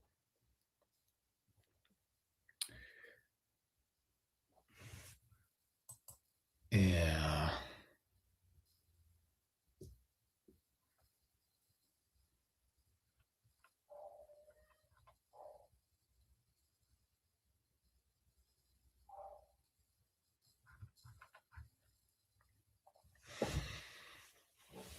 Yeah, I'm trying to see if the brother's gonna do a stream now. Wait, hold on, in a little bit.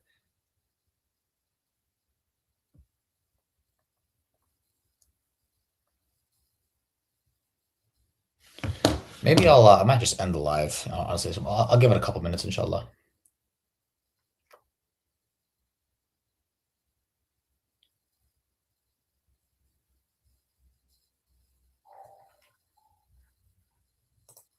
If we know the virgin birth of Jesus stems from a mistranslation, why does the quantity validate it? I think you meant to say, what does the Quran validate it? I'm not quite sure what you're referring to when you say that the what's it called? That the virgin birth comes from a mistranslation. I'm not quite familiar with what you're talking about. Yeah, I'm not quite sure what you're talking about.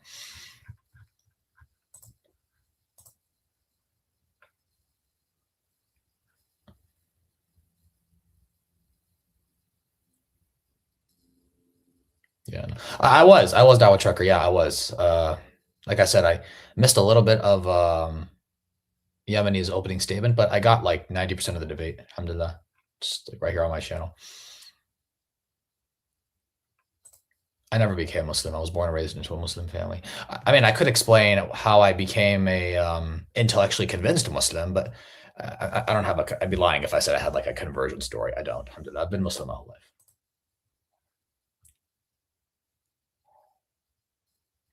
You'd be surprised though how many times. I mean, you'd be surprised. Some people actually do think I'm a revert at times. I'm not sure why though. I mean, even if I was white, there are European Caucasian Muslims, like native born Muslims, but even then, it's like maybe it's because I talk like a white guy. I was born in California, born and raised in California, so I mean, that might be why some people give me that.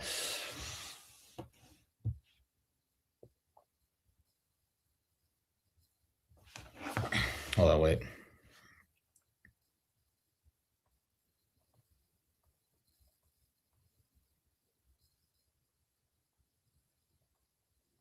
I gotta eat something, man. I'm starving. SubhanAllah. Alhamdulillah for food and other blessings.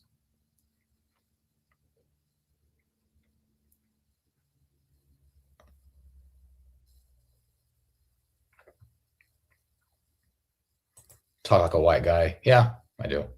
It's actually happened many times on TikTok. Because on TikTok you usually don't have your camera on. So oftentimes I've been having conversations on TikTok, and someone genuinely thinks I'm white. Like I'll come into a room, I'll start talking, and they'll be like, "Hey, who's the white guy talking?" I'm like,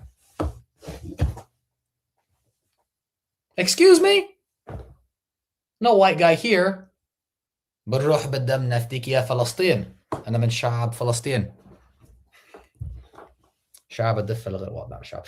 Anyway, I don't know, man. Although I've been told that like my American accent is like it's a useful tool for Dawah and a useful like it's, I guess, more relatable for people in the West, which makes sense. If I think about it, it does make sense.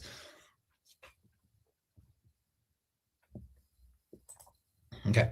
Saifullah Al-Abbas says, a Palestinian who sounds white wearing a Mexican garment that looks Moroccan. Yeah, very accurate. That's like spot on. Like hit the nail on the head. Yeah, Saifullah. Assalamu alaikum. Oh man.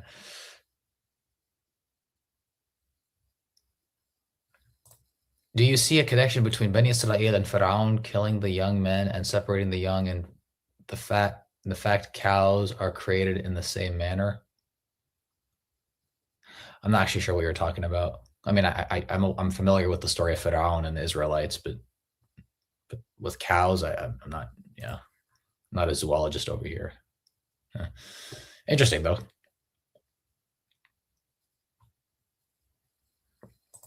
Amazing. You can look Lebanese, Moroccan, Arab, even or Turkish. I mean, what do Turkish people look like? What do Lebanese people look like? I mean, you know what I'm saying? Like if I told you guys I was from, I don't know, from Egypt, just by looks, you can't really, I mean, I don't know. It's not, looks are not really the most reliable. I mean, sometimes they can be, but they're generally not the most reliable way to know someone's nationality. Yeah. I'm sure I could pass for a Mexican in some, if I spoke perfect Mexican, if I spoke perfect Spanish, if I spoke perfect Spanish and like was living in I'm wearing a Mexican garment, for God's sake. I'm wearing a Mexican poncho. If I spoke perfect Spanish, I'm sure everyone would take me as a Mexican or as a Latino or as maybe a Venezuelan or a El Salvadorian.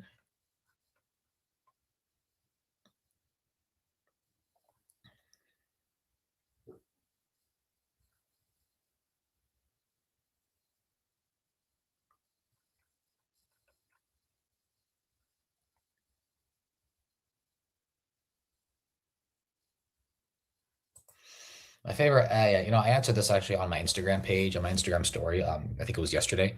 So I have, it's hard to pick one, but one ayah that I definitely love is in a Surah Luqman. I believe it's verse 17, I think, where it says, Ya bunayya aqimus salata wa'mur bil ma'ruf wa nahy 'anil munkar, which basically says, oh my son, establish prayer, enjoin all that is good and forbid what is evil. The ayah goes on, but yeah.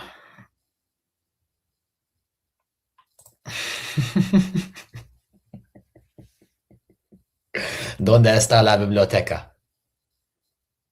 ¿Dónde está mi amigo Neil Castro? En la clase de español.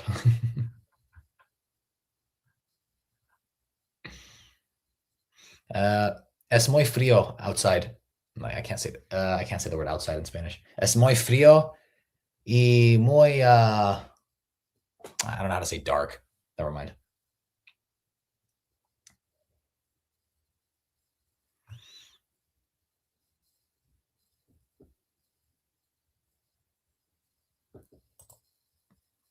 Hey man, I'm gonna give you the best debate and discussion for your channel you have ever talked to a Christian like I am.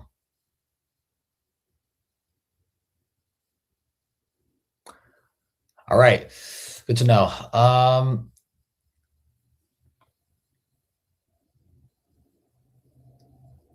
Okay, hold on. I'm gonna butcher this. Aquí en el camión, mi querido. I don't know what that means.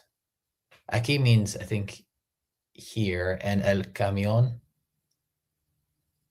I don't know what camión means. Does that mean truck?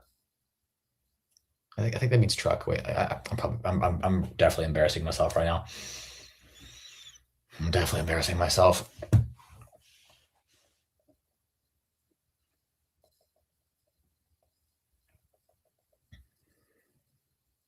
Ah.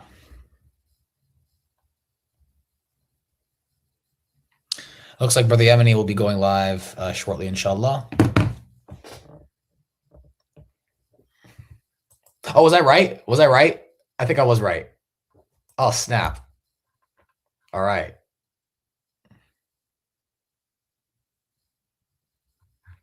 That's crazy. Oh, man. Well, yeah, he's a truck driver, so I mean, that makes sense. That's his thing. Oh, man.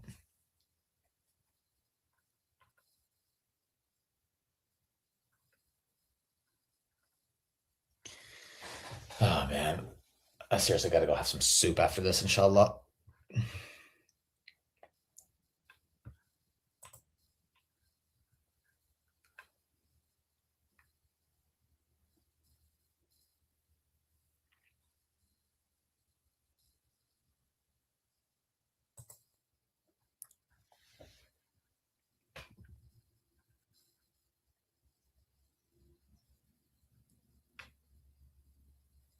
Yeah, inshallah. Well, I'll come by inshallah right after this. I gotta go eat something really quick, but yeah, I'll come by. Yeah. I wasn't. By the way, I forgot this debate was happening, so I was gonna stream something else today, but then I realized, oh snap, the brother's doing a debate, so I thought the least I could do is do a watch party. Alhamdulillah. You know.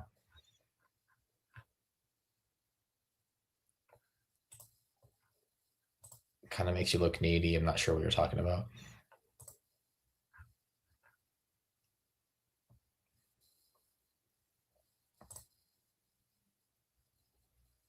Huh.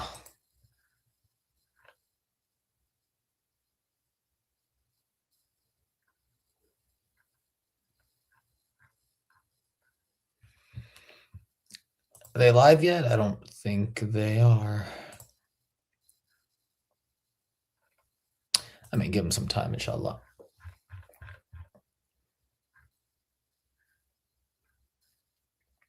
By the way, for everyone watching, what was one highlight that stood out to you?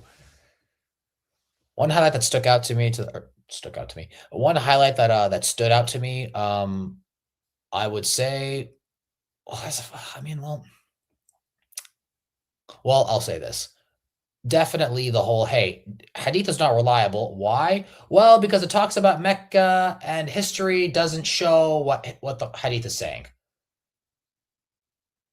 That doesn't disprove hadith. Just because there's lack of historical evidence of something, it doesn't follow that hadith is wrong.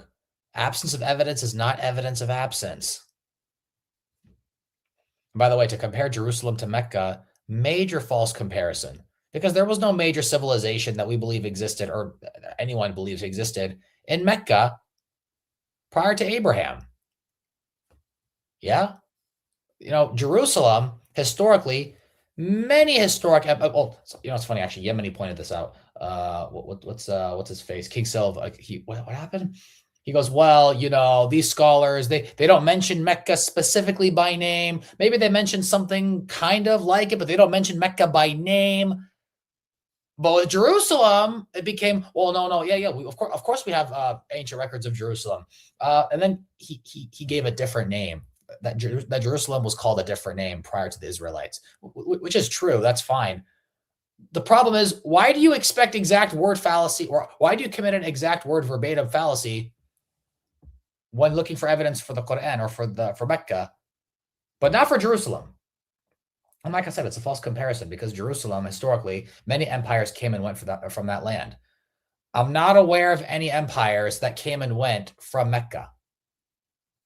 The Islamic Empire, as far as I know, is the only empire as far as I know, that's existed in the Hijaz, that's ever existed in the Hijaz, like empire, right? And Mecca itself, the city, prior to that, I mean, what do you call it? We don't believe that, what's it called? There was ever a civilization there prior to the founding of the city of Mecca. Prior to Mecca being established, there was nothing there. When Mecca, we believe, was established by Abraham and his son. But even from a historical perspective, there's no historical evidence that goes back to Abraham's time. But even afterwards, even after that, eventually when Islam came about, Jerusalem, many empires came and went from Jerusalem, or came and went around Jerusalem. There were not many empires that came and went around 7th century Arabia, Mecca. Mecca, only one empire ruled over that, over the Hijaz in history that I know of. One empire. It'd be what do you call it? It'd be sorry, I take that back. I mean, first it was the Khulafa Rashidun, and then eventually other Islamic dynasties. But the Muslim civilization is what I'm talking about. Of course, many dynasties, and you had the Mamluks, you had the Abbasids, you had the Ayyubids, the Umayyads, excuse me, whatever. Ayyubids, the Umayyads, excuse me.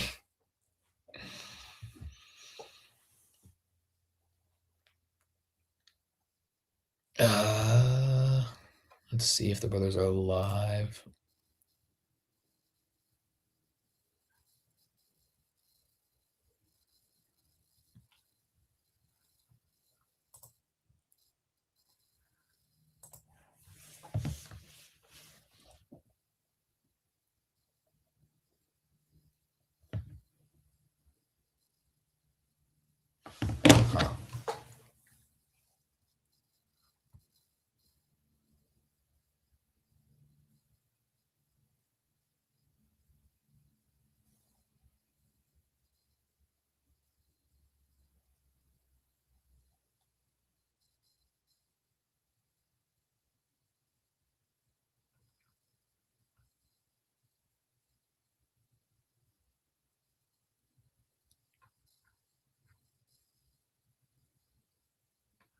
Sorry, I'm just reading through the comments, guys. No, that's irrelevant. Oh, man. Oh, wow, it's 2 p.m. already? That's crazy. Wow, subhanAllah. It does not feel like 2 p.m. It still feels like it's flipping 8 a.m. right now. It's actually crazy. Yeah, man. I think there's probably gonna have to go do some work outside, man.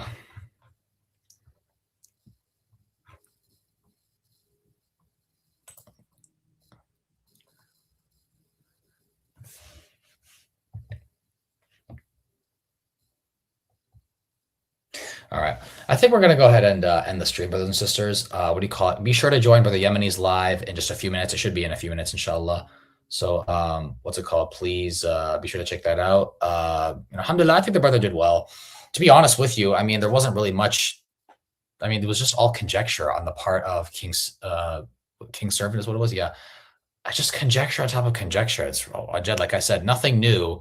And on top of that, even the old stuff he brought, he didn't actually substantiate even as good as a lot of people in the past have done.